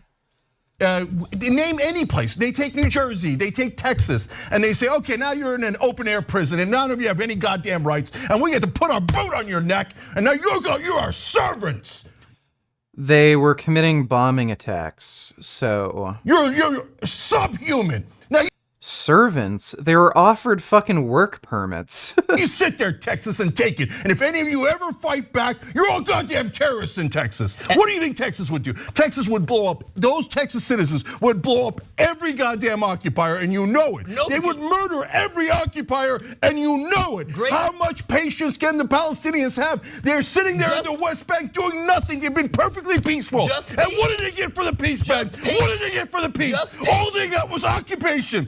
56 years of occupation. They've been offered peace 6 times. So when you keep somebody in a prison, as you say, what do you mean my ass? They have not been? Yes, they were I will not explain. I will explain. I will 37, explain. 48, 67, 2000, 2008. They weren't offered their own state, and they said no. So yes, if murderers and terrorists are going to keep killing you, and you keep saying, here, I'm giving you what you want. I'm giving you most of what you want, and you keep saying no. Nobody on earth, yourself included, would also allow themselves to keep being killed by them. Okay, so number one, 1937. At that point, Israel doesn't even exist. A bunch of people come over to Palestine and go, now you guys, this is your land, but we're planning to take half of it. So why don't you just give us half? Most of it wasn't even occupied, so that's a bullshit argument. Oh God, move out of your freaking houses. We own that land now. Oh, you didn't take it. Well, what a bunch of bad guys. I was gonna take your goddamn land, and I was gonna make you march, and then maybe die. Oh, you didn't take what generous offer that I gave you? 1948, I'm gonna take half your land. Give me your land. You can stay, you get the hell out of here. I'm more important than you. Oh, you don't own your. Okay, I think I'm kind of getting tired of listening to them screaming. But yeah, Jenk's a fucking idiot. Let's see. Let's watch the Judayon thing, maybe. All praises to everybody out there, man. I hope you guys are all blessed. I hope you guys are all well. So the video that you guys are about to see, me and Brother Josh, where we're doing our usual Discord Q&A. If you guys want to ask a pastor. Football games, people be like, you look like Jenny. Pastor Vaughn, you know, I can't talk like that, but I want to give a huge shout out to Pastor Vaughn, and especially his son. Out of nowhere, the Uber driver didn't want to just talk to us. Turbo Blackpill checking in. So get ready for a night of racism, sexism, transphobia, homophobia and anti-Semitism. And maybe some other general bigotry as well, which doesn't fall under any of those categories. Alright, well, looking forward to it. Thanks for the nation, Turbo Blackpill. Violence, according to a recent report by Human Rights Watch. Most women here don't even know they have rights. Not surprising in a country where most of the women are illiterate. I'm in southern Pakistan, heading north to an area where I've heard that women are killed by their husbands, their brothers, their fathers on an almost daily basis. I'm going up there to try and find some of the people who are involved in committing these crimes, and hopefully they'll help me understand why this type of thing is going on. It's these rural areas where most of the population lives, and where the treatment of women is most oppressive. Illiteracy and poverty plague these people, and religious fundamentalism thrives here, creating an apparently harmonious society, at least amongst the men.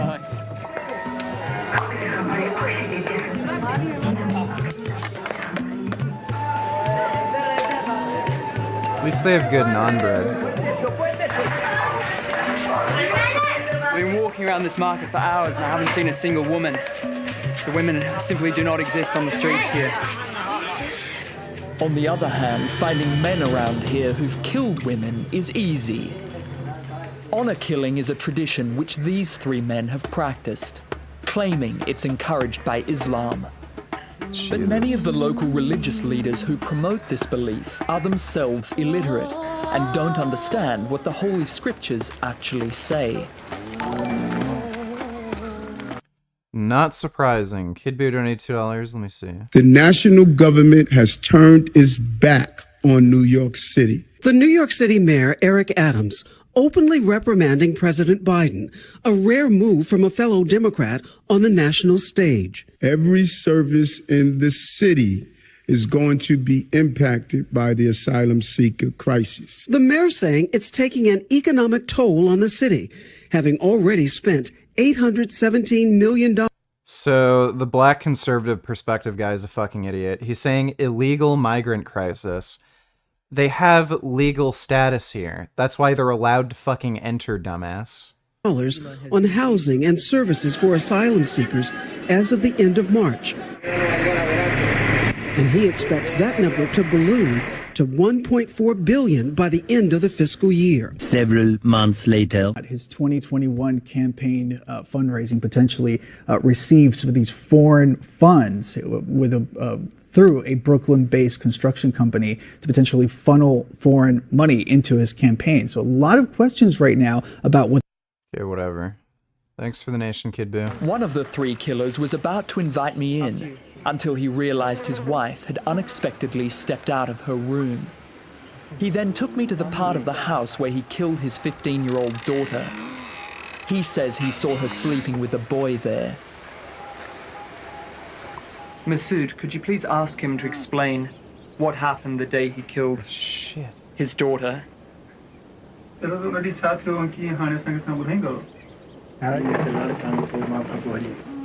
you shoot her in the head or in the back when you shot her? In here. How many? Once? Twice? Just once. Can I please speak to your wife to find out how she feels about this? No? Why not? No. Does she have the choice? If she wanted to talk to me, would you let her talk to me? No. Thank you. Jesus. The other two killers then gave me the rationale behind their murders.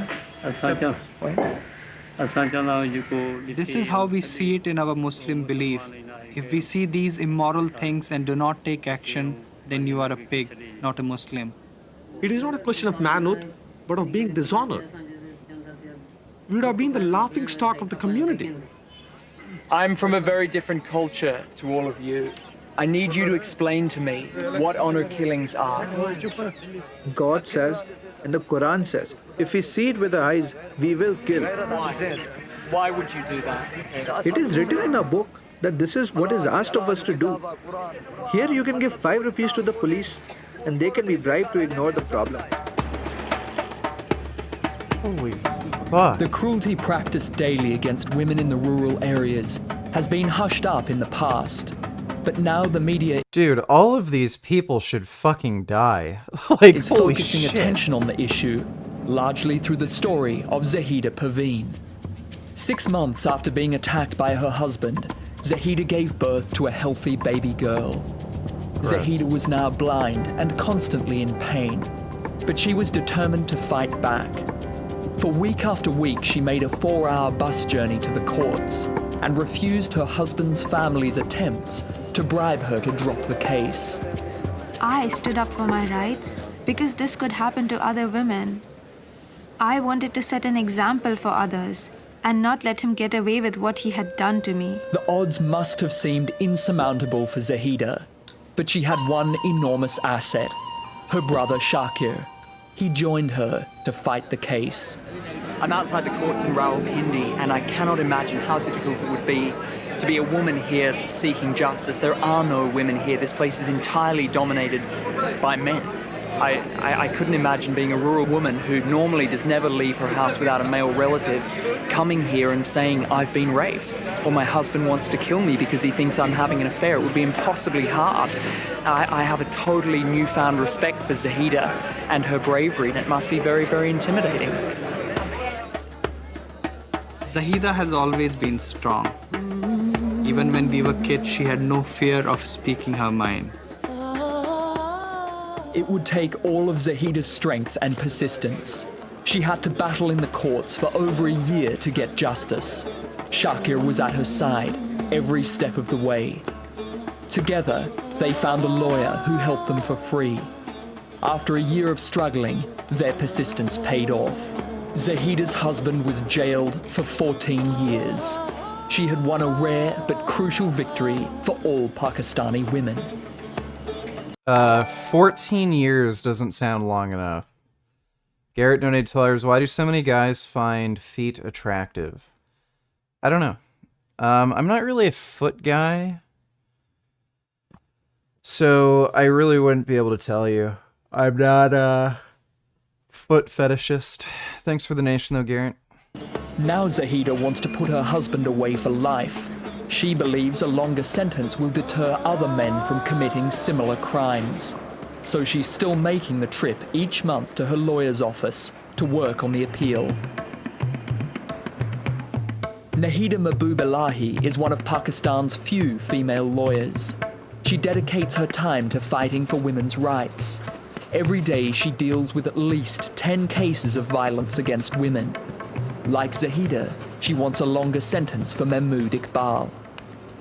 He's of course been sentenced, but I do not think it is appropriate to the thing which he has done to her.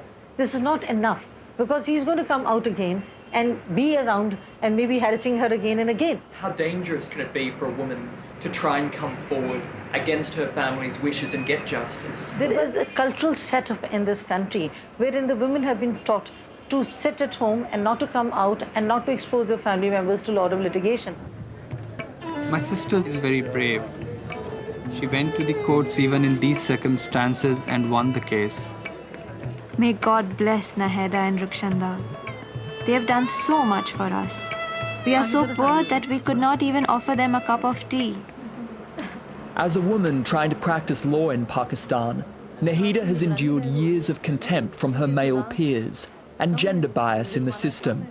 Her dedication to helping women comes from facing the same prejudice as her female clients. With all of those things in mind that you mentioned, the fact that families put pressure on women, that women who are poor cannot afford to get justice done, surely Zahida is one of the bravest of all of Pakistan's women for coming forward.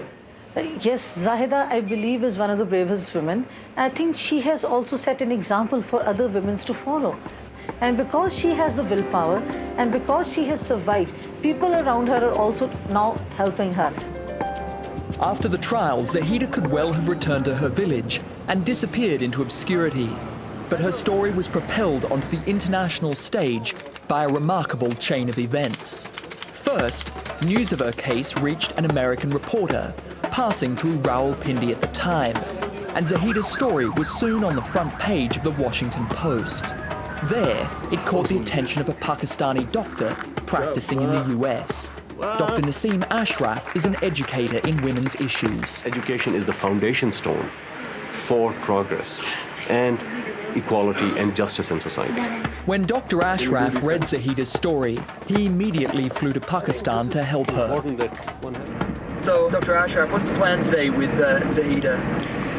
Well, I think we'll go and visit her at home to arrange for her to have as much reconstructive surgery as possible. It's going to require a lot of strength on her part and a lot of patience and concern and love on the part of all of us. Dr. Ashraf is coordinating a team of medical specialists in Washington, D.C. To restore Zahida's facial features, all expenses covered. The goal is to make her look as normal as possible. Since the attack, Zahida has been ostracized because of her appearance. More than anything, she wants to be able to go out without her kids feeling embarrassed. My children began to cry when they saw me.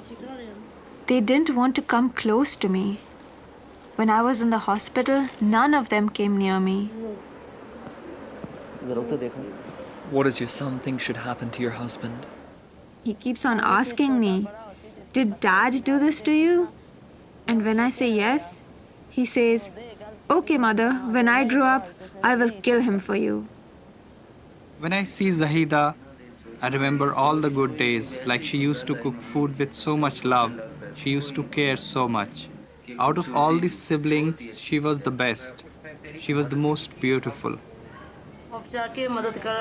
I love my brother very much. He only earns a little, but he spends all his money on me and the kids. My brother gives me hope, and at times, I give him hope as well.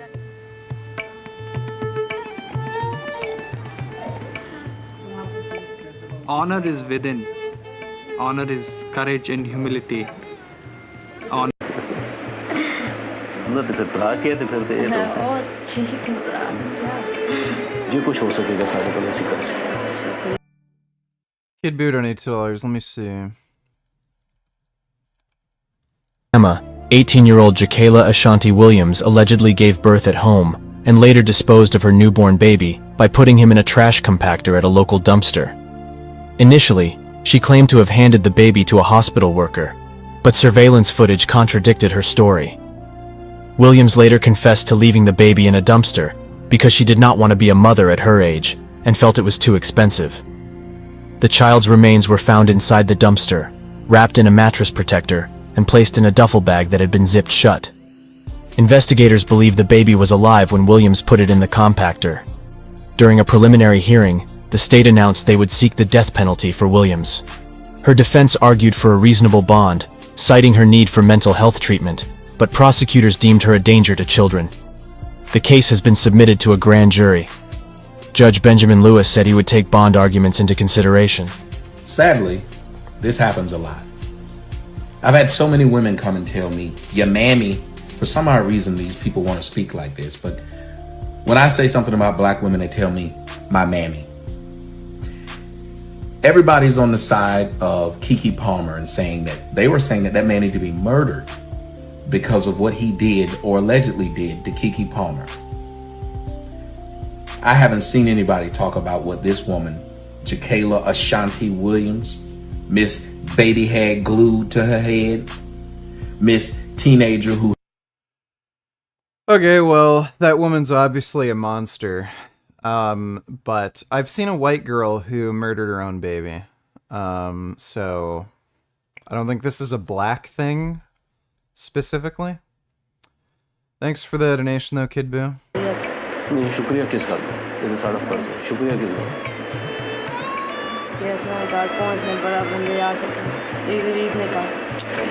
I don't sense any self-pity in her. She's a very brave woman. Has she inspired you today? Oh, she has touched me to the core. Dr. Ashraf will escort Zahida and Shakir to the US for 4 months of facial reconstruction. It's a frightening prospect for Zahida to be separated from her children for the first time ever. And it's a big risk for Shakir to leave his job to make this trip. His income must now support both his and Zahida's families, and he's not sure he'll get work when he returns home. There's also no guarantee Zahida's surgery will be effective. But Dr. Ashraf is encouraging. He hopes that Zahida will be able to make a fresh start with a new face. Quietly he prays that nothing will go wrong.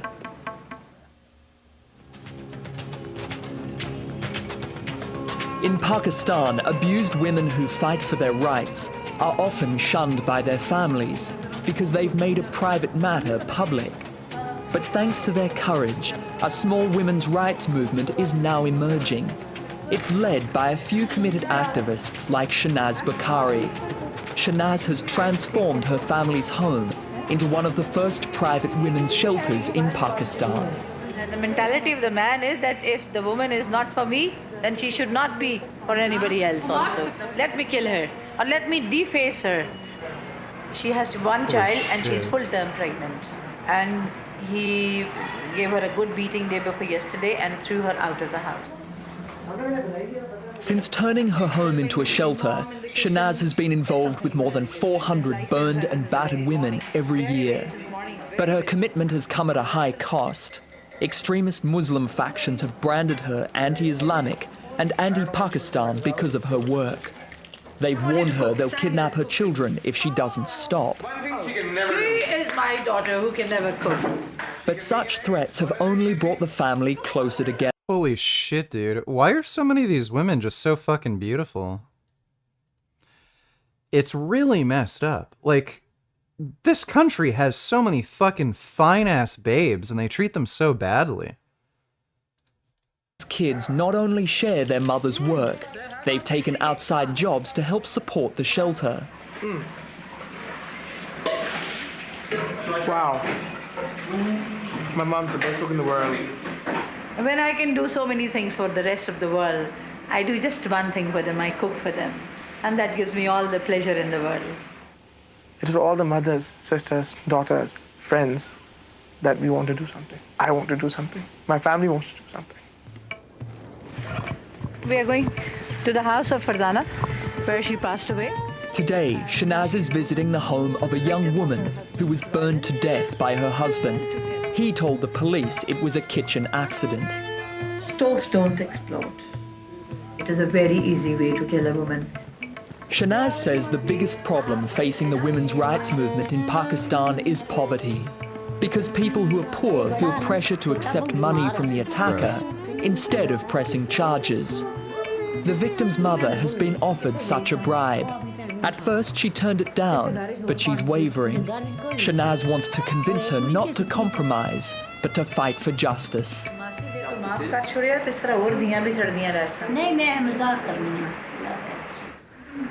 He says Pakistani women always live in fear.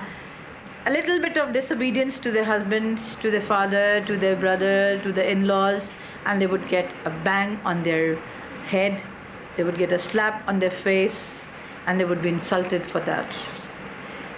They sure live in fear. This woman wants to see her daughter's killer jailed, but she must survive on less than $1 a day. And now she has to support the 3 children her daughter left behind. She says, yes, I hate him, I detest him, but what can I do? You know, these poor people have no spirit. They have lost all their hopes in the system. As Shanaz leaves, the decision is final. The mother will accept the killer's bribe. The price for her daughter's death? $200. Killing females is a crime against the state, not a crime against the two families. So what you want is the government to say no more compromises? No more compromises. It's a crime against the government. A woman is no more a human being to us. She is an object. Like an object, we own her.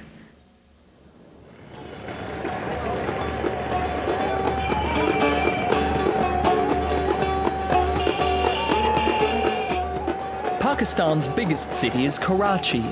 It's here that most of the country's wealth is concentrated. But the gap between rich and poor isn't just financial. There's a moral and religious divide as well.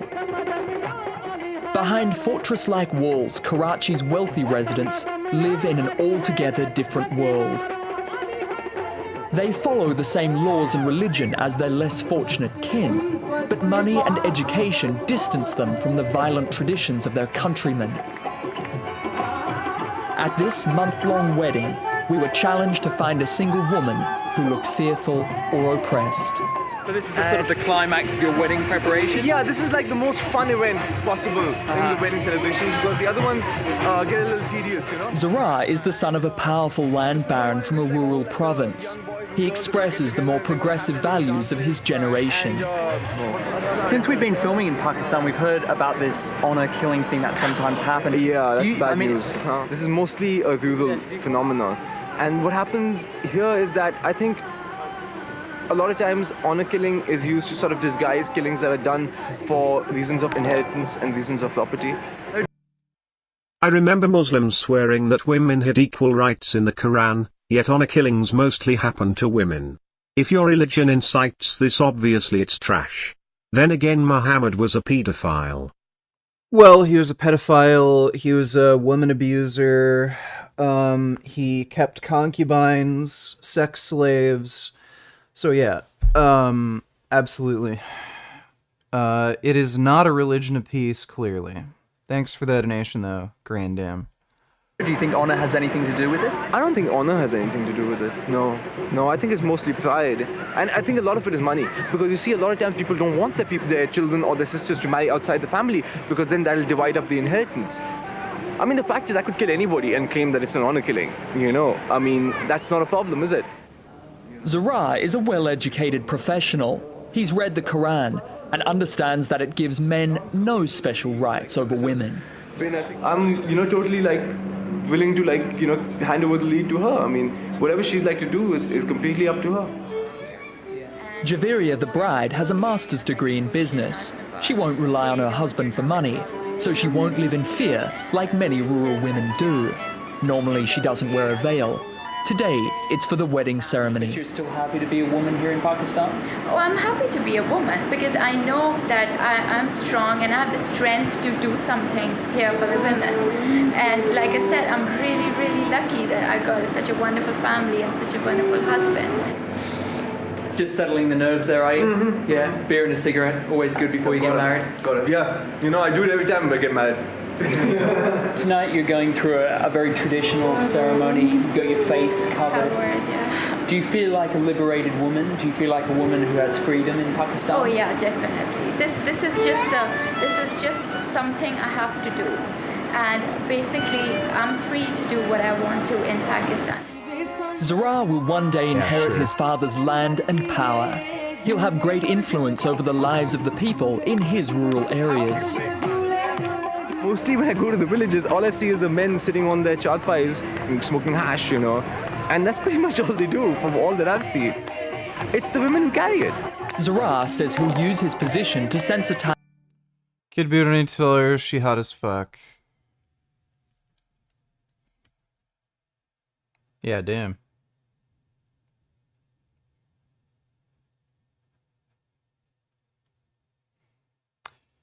Looks like she has fake boobs, though.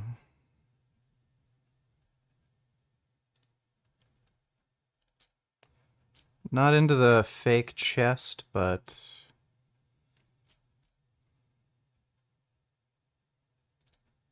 yeah, she fine.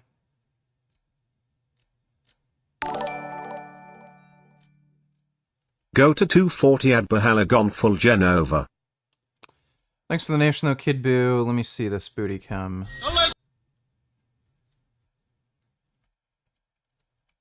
What it's really like to fight for the Islamic State. 240.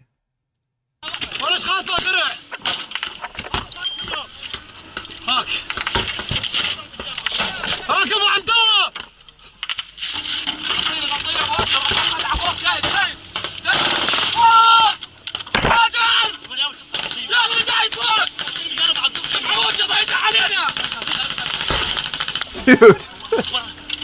ابو هاجر ليه فوق ابو عبد الله دير بالك عبد الله لا تقتلنا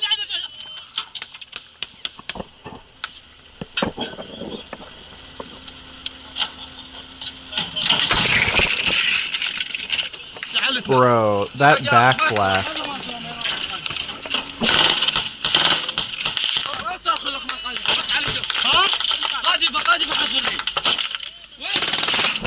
دير بالك ابو هاجر ايش بيك ابو هاجر عمري جيب لي قنابر ابو عبد الله لا بدلها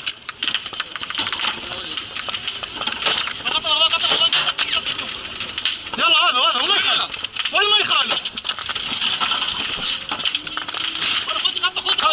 شعله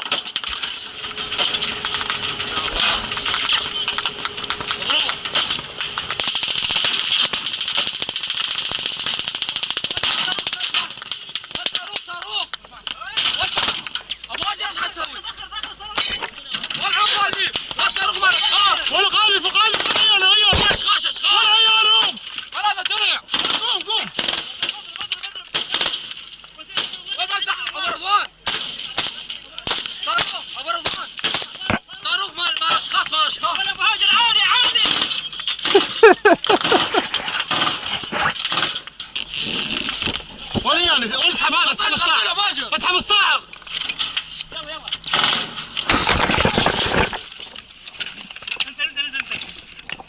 Beagle is hit by a Peshmerga rocket.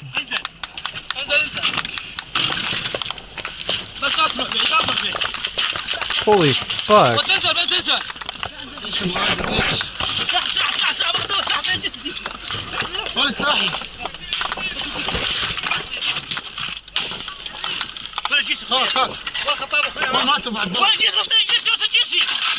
والمات خطاب خطاب ولا اسحبه خطاب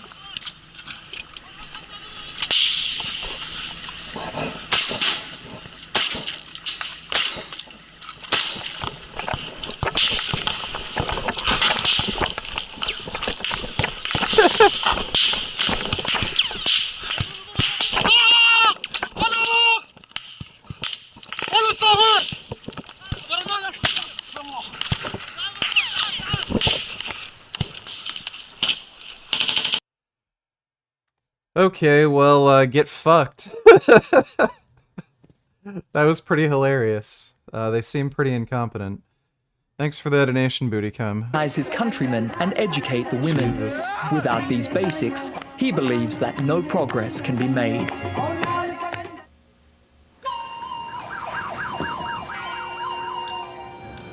Zahida Perveen and her brother have never traveled more than 100 miles from their isolated village.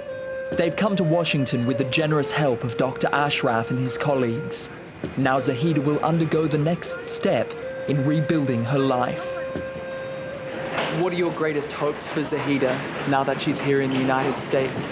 Well, I hope that she would have fun, that she would be over with her surgery, get her prosthesis, and then she'd be able to be as independent as is humanly possible. And that's our goal and that's our hope. She's remarkably in good health, both psychologically and physically. Okay. Hi. Hello. This is Zahida. I'm Dr. Ashraf. Nice to meet you. See Dr. Dufresne. Yes. Dr. Craig Dufresne is a plastic surgeon. He frequently donates his time to rebuilding the facial features of trauma victims. And after being contacted by National Geographic, he volunteered to perform the first stage of Zahida's reconstruction. Zahida, Dr. Salam, Dr. Dufresne. Hello, how are you? Are you cold? Is she shaking? Are you cold? We turn up the heat a little bit more? No, just a little. Okay. Dr. Dufresne will use skin grafts to cover Zahida's wounds. These will provide a stable platform for her new ears, eyes and nose. The ears first. His colleagues, Dr. Mike Singer and Bob Barron, have volunteered to design and sculpt her new facial parts. Yeah, that photograph is good to have. Yeah, we'll want to duplicate that anyway. You can take it, we got to. It's very nice meeting you.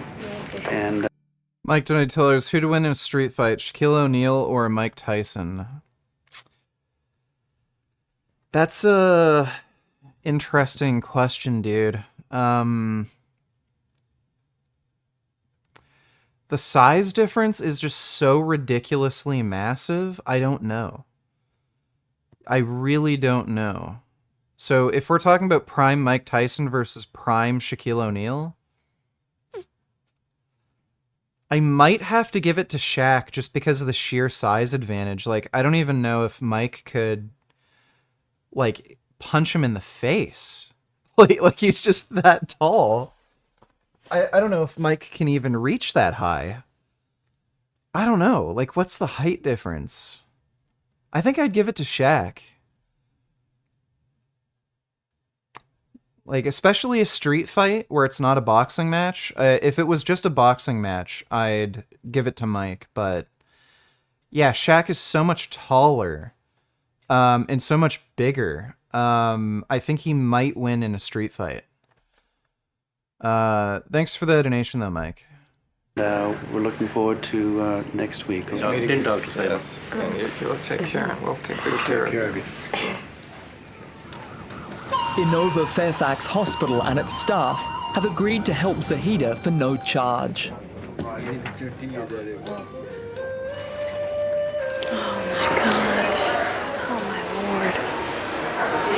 You know, she survived all this, and she was 6 months pregnant. Oh my God. Tell her to pick out a nice dream because we're going to start to give her some medicines. I think using the techniques and tools we have available to us, I think we can restore probably 80 to 90% of her facial appearance. In many ways, this is a marriage of medicine and art, science. All right, I need the local, and we're going to trim this back here. And then what I'm going to do is take off the mucosal portion of that. This will allow this to heal, to withstand the climate that she lives in. It will also hold up to the stress and strain of the prosthesis lying on this. We can change the mask of the face, but you know, she has to live with the nightmares that I'm sure she has to live with every night. I just can't imagine the amount of pain that she was feeling while this was occurring. To get her the best aesthetic result, we have to expand her eyelids, stretch them out, expand the pocket here so that the prosthesis can be made to be life-size and sort of balance all the proportions of her face and facial aesthetics. You have the upper eyelid filled out. You have the lower eyelid filled out. You have a much more natural draping of the tissues. So I think everything went very well. Oh my god. This is horrific.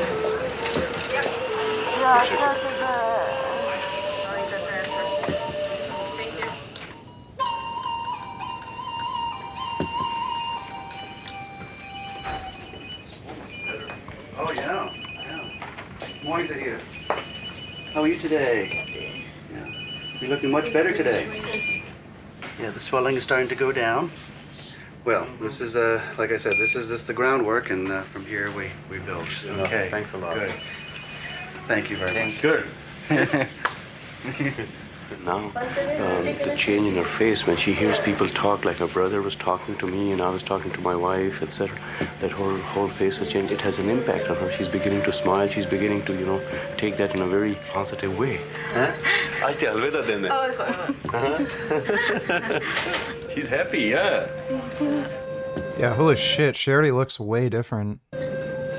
Zahida will now wait for her new ears, eyes and nose to be created, but she's already regaining her confidence.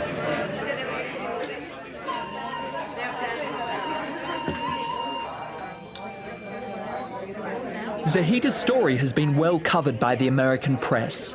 The attention has rallied the Pakistani community in Washington to a common cause. Tonight, they're holding a dinner in her honor. I think it's amazing that she's sitting here and she's laughing and she's able to talk to all of us. I think that's wonderful. Huh? Dude, it's crazy how many fucking good-looking women are in Pakistan. Do you think she's had an impact on the Pakistani community here?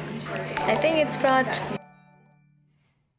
Dunno if today if not another stream it's got police corruption and it's about honor killings, but you should see what her family done to her. I'll watch half today half tomorrow. Maybe tomorrow or another stream, because we're already watching a watching a documentary on this. I think it doesn't make sense to watch it for this stream.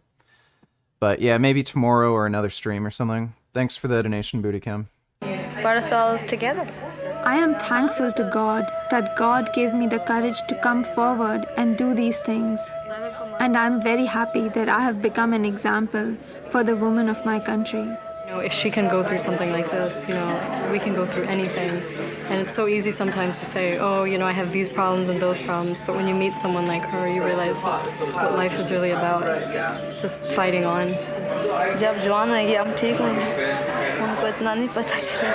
And also for her children, and as they grow older, and they'll be able to see their mother as a real person, more than a mutilated one.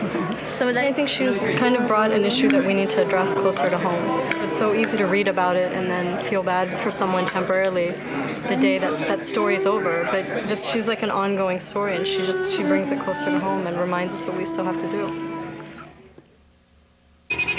Back in Pakistan, more honor crimes are being reported every month. The president has promised better services for the victims. He's even set up some shelters, but they're under-resourced and inaccessible to most rural women. His priority is military defense, so the only current hope for many female victims of violence is independent activists like Shanaz Bakari. Shanaz is on her way to help another honor crime victim. But by the time she hears about these cases, she's often too late. The victim has either accepted a bribe or is dying. So Shanaz, where are we going? This is a case of a girl who has been burnt by her in-laws, and then she was kept in a room, not allowed to go outside, lest the world would know what they have done, on the pretext that, okay, if you complain, we are sorry, we will give you a divorce. And I'm on my way to go and see in what condition she is, how can we put her into a hospital, and how can we get her case registered in a police station. Oh my God, this is the most thickly populated. You bastards.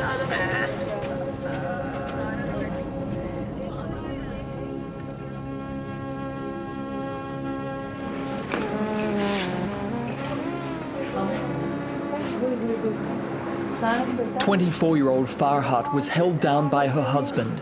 while her in-laws doused her with kerosene and set her on fire. She's been too afraid to go to the police or hospital for help. Now, 4 months later, her wounds are rotting, and she's finally called Shanaz. She still wants to live with. She still thinks that they may compromise with her. Oh my God. किस तरह compromise बेटे, कि तुम्हारी हालत compromise वाली है? पागल हो तुम कोई? पता है क्या? पहले दिन मैंने इनसे बात की। मैं तुमसे नाराज हूँ। अगर तुम अभी सोच रही हो कि compromise करना, बस मैं तुम्हारे से नाराज हूँ। नहीं करना। अगर तुम अभी भी सोच रही हो compromise है, अभी भी तुम्हारी आंखों में मुझे compromise नजर आ रहा है। नजर आ रहा है। नहीं। पक्की बात है? वादा है? पक्का वादा है? चलो पानी पियो. She's an illiterate woman. She has no education. She knows nothing where to go about. She is not aware of the system. Where should she go first? We should have a burn center which treats free of cost to these women. And should have a shelter home where she should take asylum before being burned to ashes. And I hope the government can do some sort of legislation to take care of this issue. Yes, the government needs to participate, but government does not have the funds to participate in these so actively, I would say. But the government's spending millions, if not billions of dollars a year on a nuclear arsenal. Yeah. In this country, why aren't you investing in women? Okay, let me answer that. Pakistan has to survive as a sovereign country with honor and dignity. That is priority one. Yeah, honor and dignity. Your country is a fucking, like, cultural cesspit. Like, holy shit, honor and dignity. If you fucking cared about that, you do something about how fucking women are treated. So therefore, the army has to be there, the nuclear deterrence has to be there, the conventional deterrence has to be there, the missiles have to be there. If they are not there, Pakistan will not be there. So what am I going to work for? So I'm afraid you're not well informed on this issue.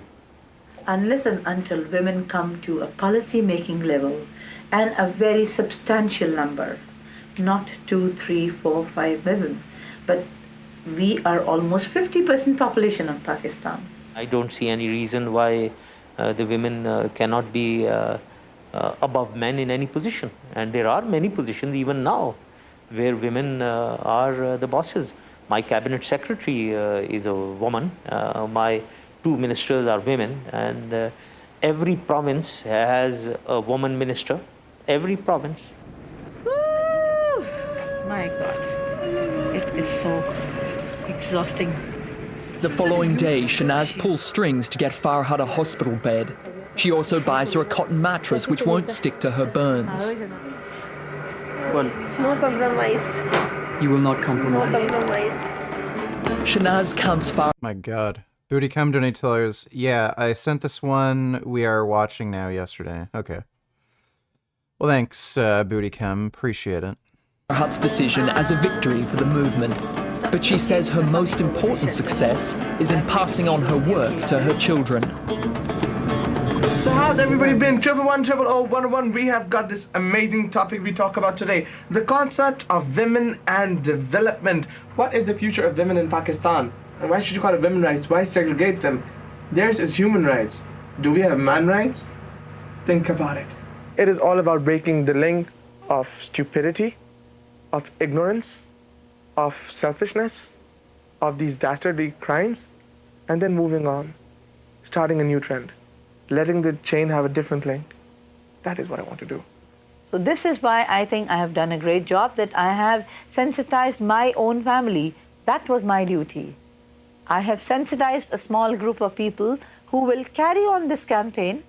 This campaign will not finish. I see hope, I see love, and I want to be a part of it, just like my mother is. Ladies, if you have any problems, you can come up here. This is your forum. Talk about it. Tell me about it. I can tell the world about it.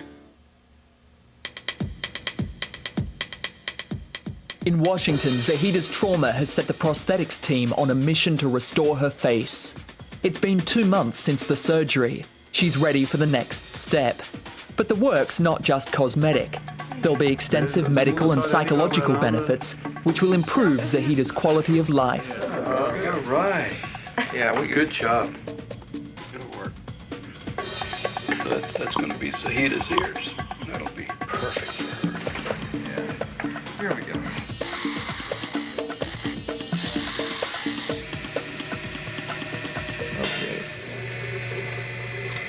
So this is really goes beyond Zahida to her children and to her village and to her country and to society. You know, you got to believe that you're here to contribute to society. Bob Barron was once the CIA's senior disguise specialist. His job was to change the way spies looked so they couldn't be followed. Now that I don't do that anymore, I feel that I give people back their identities through prosthetics. To see them walk out feeling intact and as a whole person again, you know, it's a wonderful feeling. It makes it all worthwhile. What I'm going to do now. Dr. Mike Singer's trying to make Zahida's prosthetic eyes look real, a task that's nearly impossible because her stab wounds are so deep. No, she's smiling and laughing, and she's doing much better. And I think her morale has improved significantly now that we're actually starting to do the prosthesis. All these ears are made of silicone, and they flex just like ear, they feel like ear. This is my skin texturing tool, and I took this from an orange, okay? It'll make it look like pores, and it has to be the right texture orange peel, so it takes me a little time to pick out the right orange in the grocery store. I'm here for her because she really represents, you know, women all over the world, not just in Pakistan. This is my purpose in life, to be able to put hope back in someone's life. Hold still. Okay, there. Just like that. How about that, huh? How's that feel, Zahida? Now we're going to go to work, okay? Yeah. So that's starting to just blend right in. Let me see your ear, please. Thank you. That's good. I'm going to put just a little bit of color right there. Oh, yeah. There we go. That looks nice. I'm going to put just a couple of veins in there for you. Huh? There. There it is. Okay. Now we'll put a little vein in there. All right. There. Let's try again.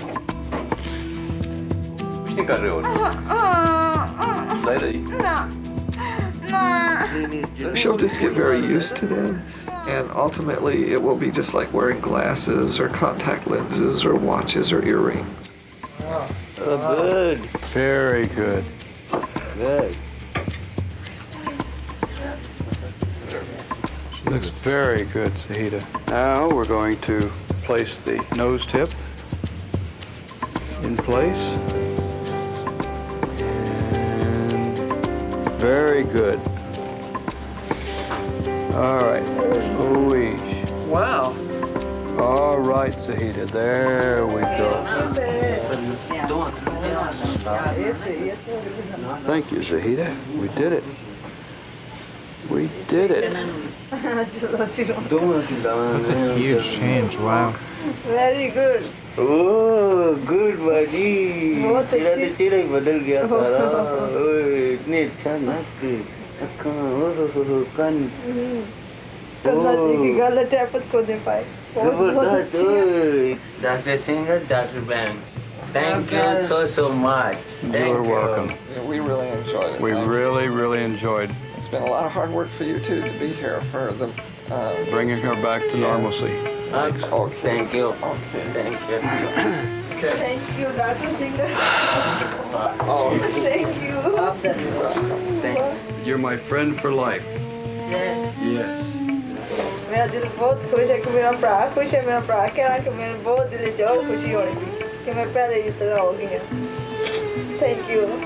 As Zahida leaves America, she has little idea of how much she's touched people's lives here, or of the courage she'll inspire in other women when she returns home. Bye-bye. We just didn't want to bring her here, have her undergo the medical treatment, and then just put her back and forget about it. We have plans, and I have raised some money from friends and other Pakistani Americans to set up a very small endowment fund for her children's education, so they can go to decent schools in Pakistan, and to set her brother up in business, in which Zahida would be a 50% partner.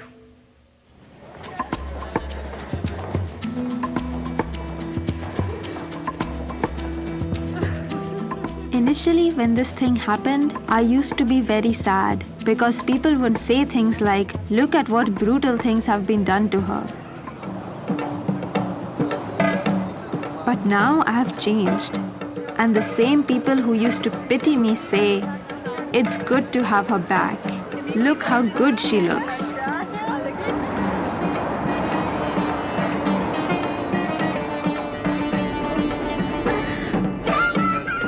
The future is going to be much better than the past, even better than the present.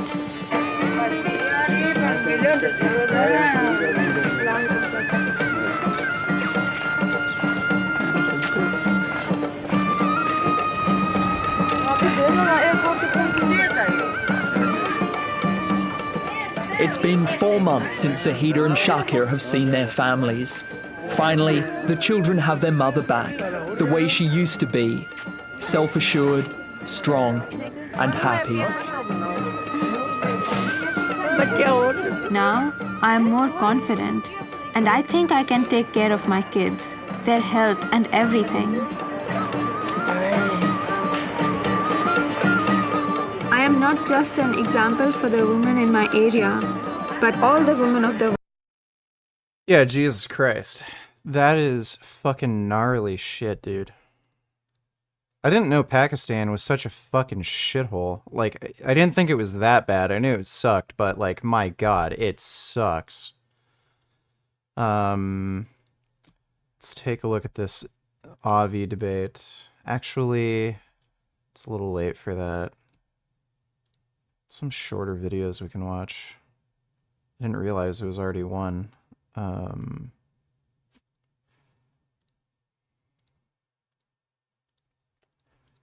Hamza cringe. Let me tell you a story. I'm 15 years. I think we might have already seen that one. Outwork them all. Skills every man needs. Take back control of your life.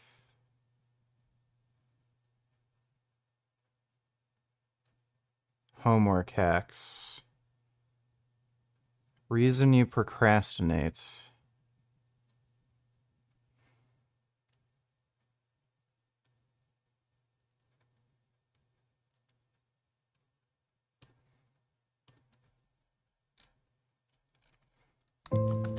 Jeffrey's trying to make money online, but he keeps getting no results.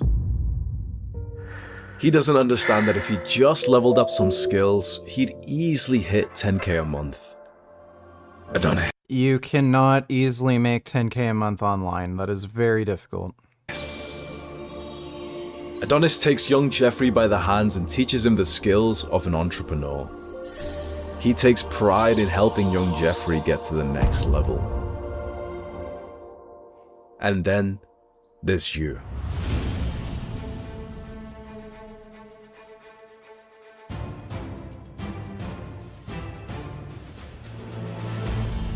Let me tell you my story. I'm 17 years old and I'm playing a computer game called RuneScape.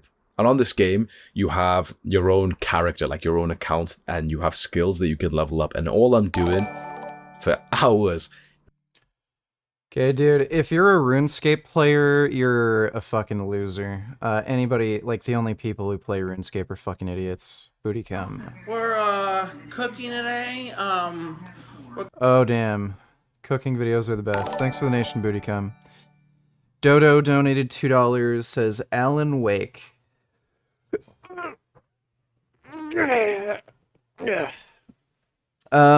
Let's just react to one more video, then we'll play games. Okay, how about that? Thanks for the donation, Dodo. We're cooking cod, asparagus, and shrimp for breakfast this morning, having a protein shake. Gonna show you my supplement stack, what my daily routine is.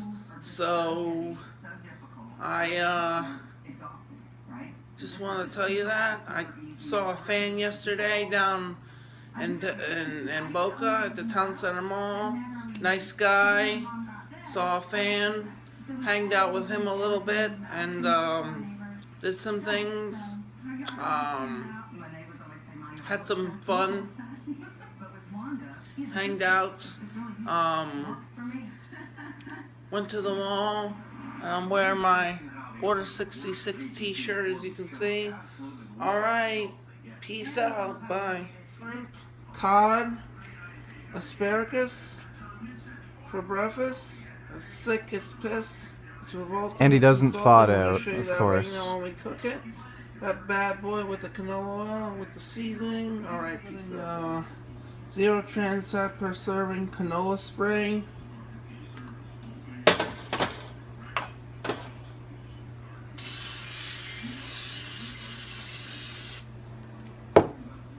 Why does he even use a spray if he's gonna use it like that? Little avocado oil. Alright nigga, you officially crossed the line disrespecting RuneScape. RuneScape was my whole entire childhood, you dumb nigga bitch. I had 99 woodcutting, 99 crafting, and I had a 100 mil bank. RuneScape was the shit and you just a salty hatey nigga. RuneScape sucks. RuneScape is for literal tards. I remember when I was a kid and my friends were like, oh dude, RuneScape is so sick. And then I saw it, I'm like, this is like the dumbest fucking game imaginable. Like, you have to be dumb to actually enjoy playing RuneScape.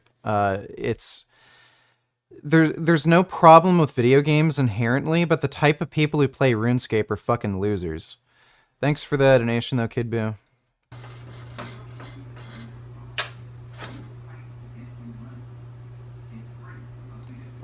Why?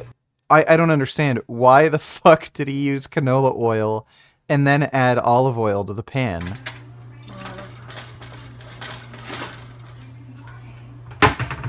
So, we'll be back. Bye. This already doesn't make any Asparagus, sense. Fish, shrimp. Oh my Got god. seasoning on there. Paprika.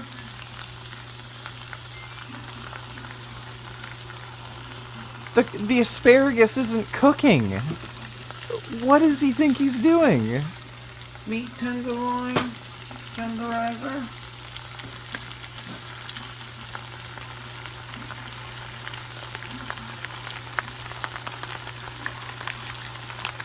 Oh my god. Dude. Chili powder.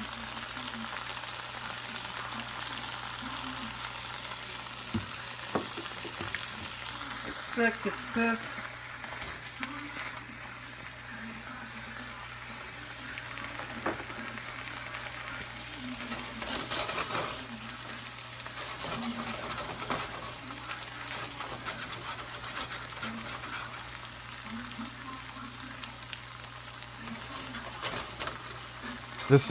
This looks so unappetizing. He's probably not even gonna cook it all the way through either. Alright, peace out. Check this out. It's looking yummy, tasty. Shrimp is coming out. This is so bad. Wonder if we're gonna get some medium rare fish and shrimp.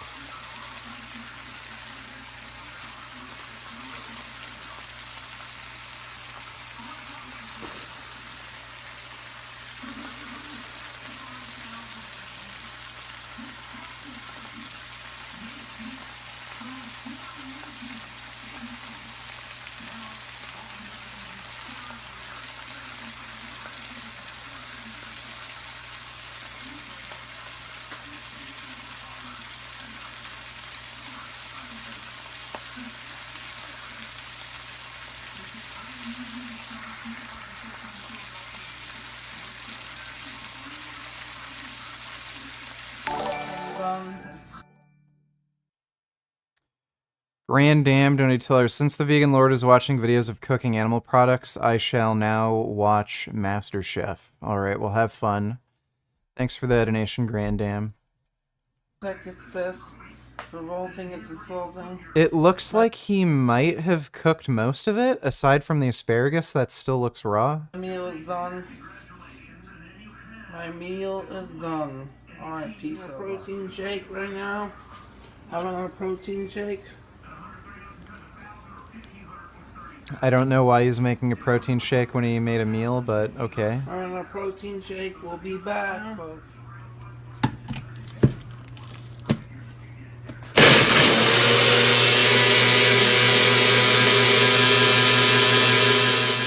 It's pissed, it's revolting, it's insulting.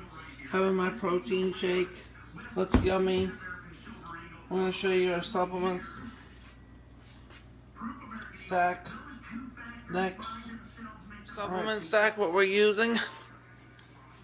For supplements, we'll be right back. Slaughter. We're using Slaughter. This pre-workout. Apocalypse. We're using Apocalypse. And Brutal Force. We're using Brutal Force. Chosen One. Cobra 6 is our fat burner. Our Eradicate. Our Androgenin. I don't know why he's taking this. Our Formula 19. Our Hype. Why does he have like 8 different pre-workouts? That's what we're using, and we're going to put that in our pre-workout. Alright, peace out. What? All of that in a fucking pre-workout. Oh, peace out, fans. Bye. Okay. Well, Jason Genova should be on MasterChef. Okay, I'll call a vote.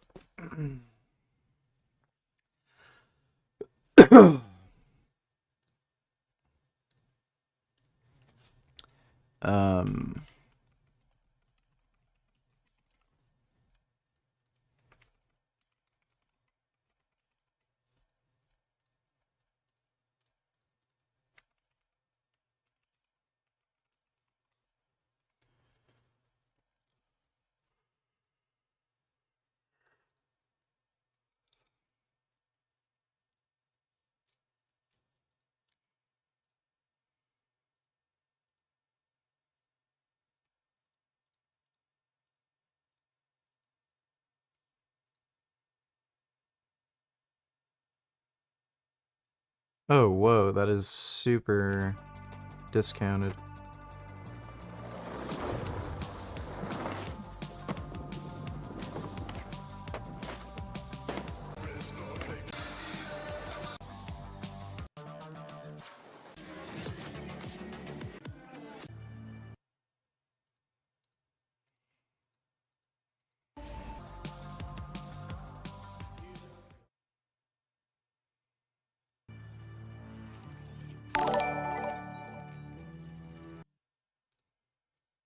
Dodo donated $2. Is he stronger than you? Also Alan Wake. Let me take a look. It's gonna be my new max. This is 780. We're gonna add 10 more pounds, 790. So we're gonna try to go up 10 pounds, get a new personal best. The one before this at 680, I could feel it. It's a lot.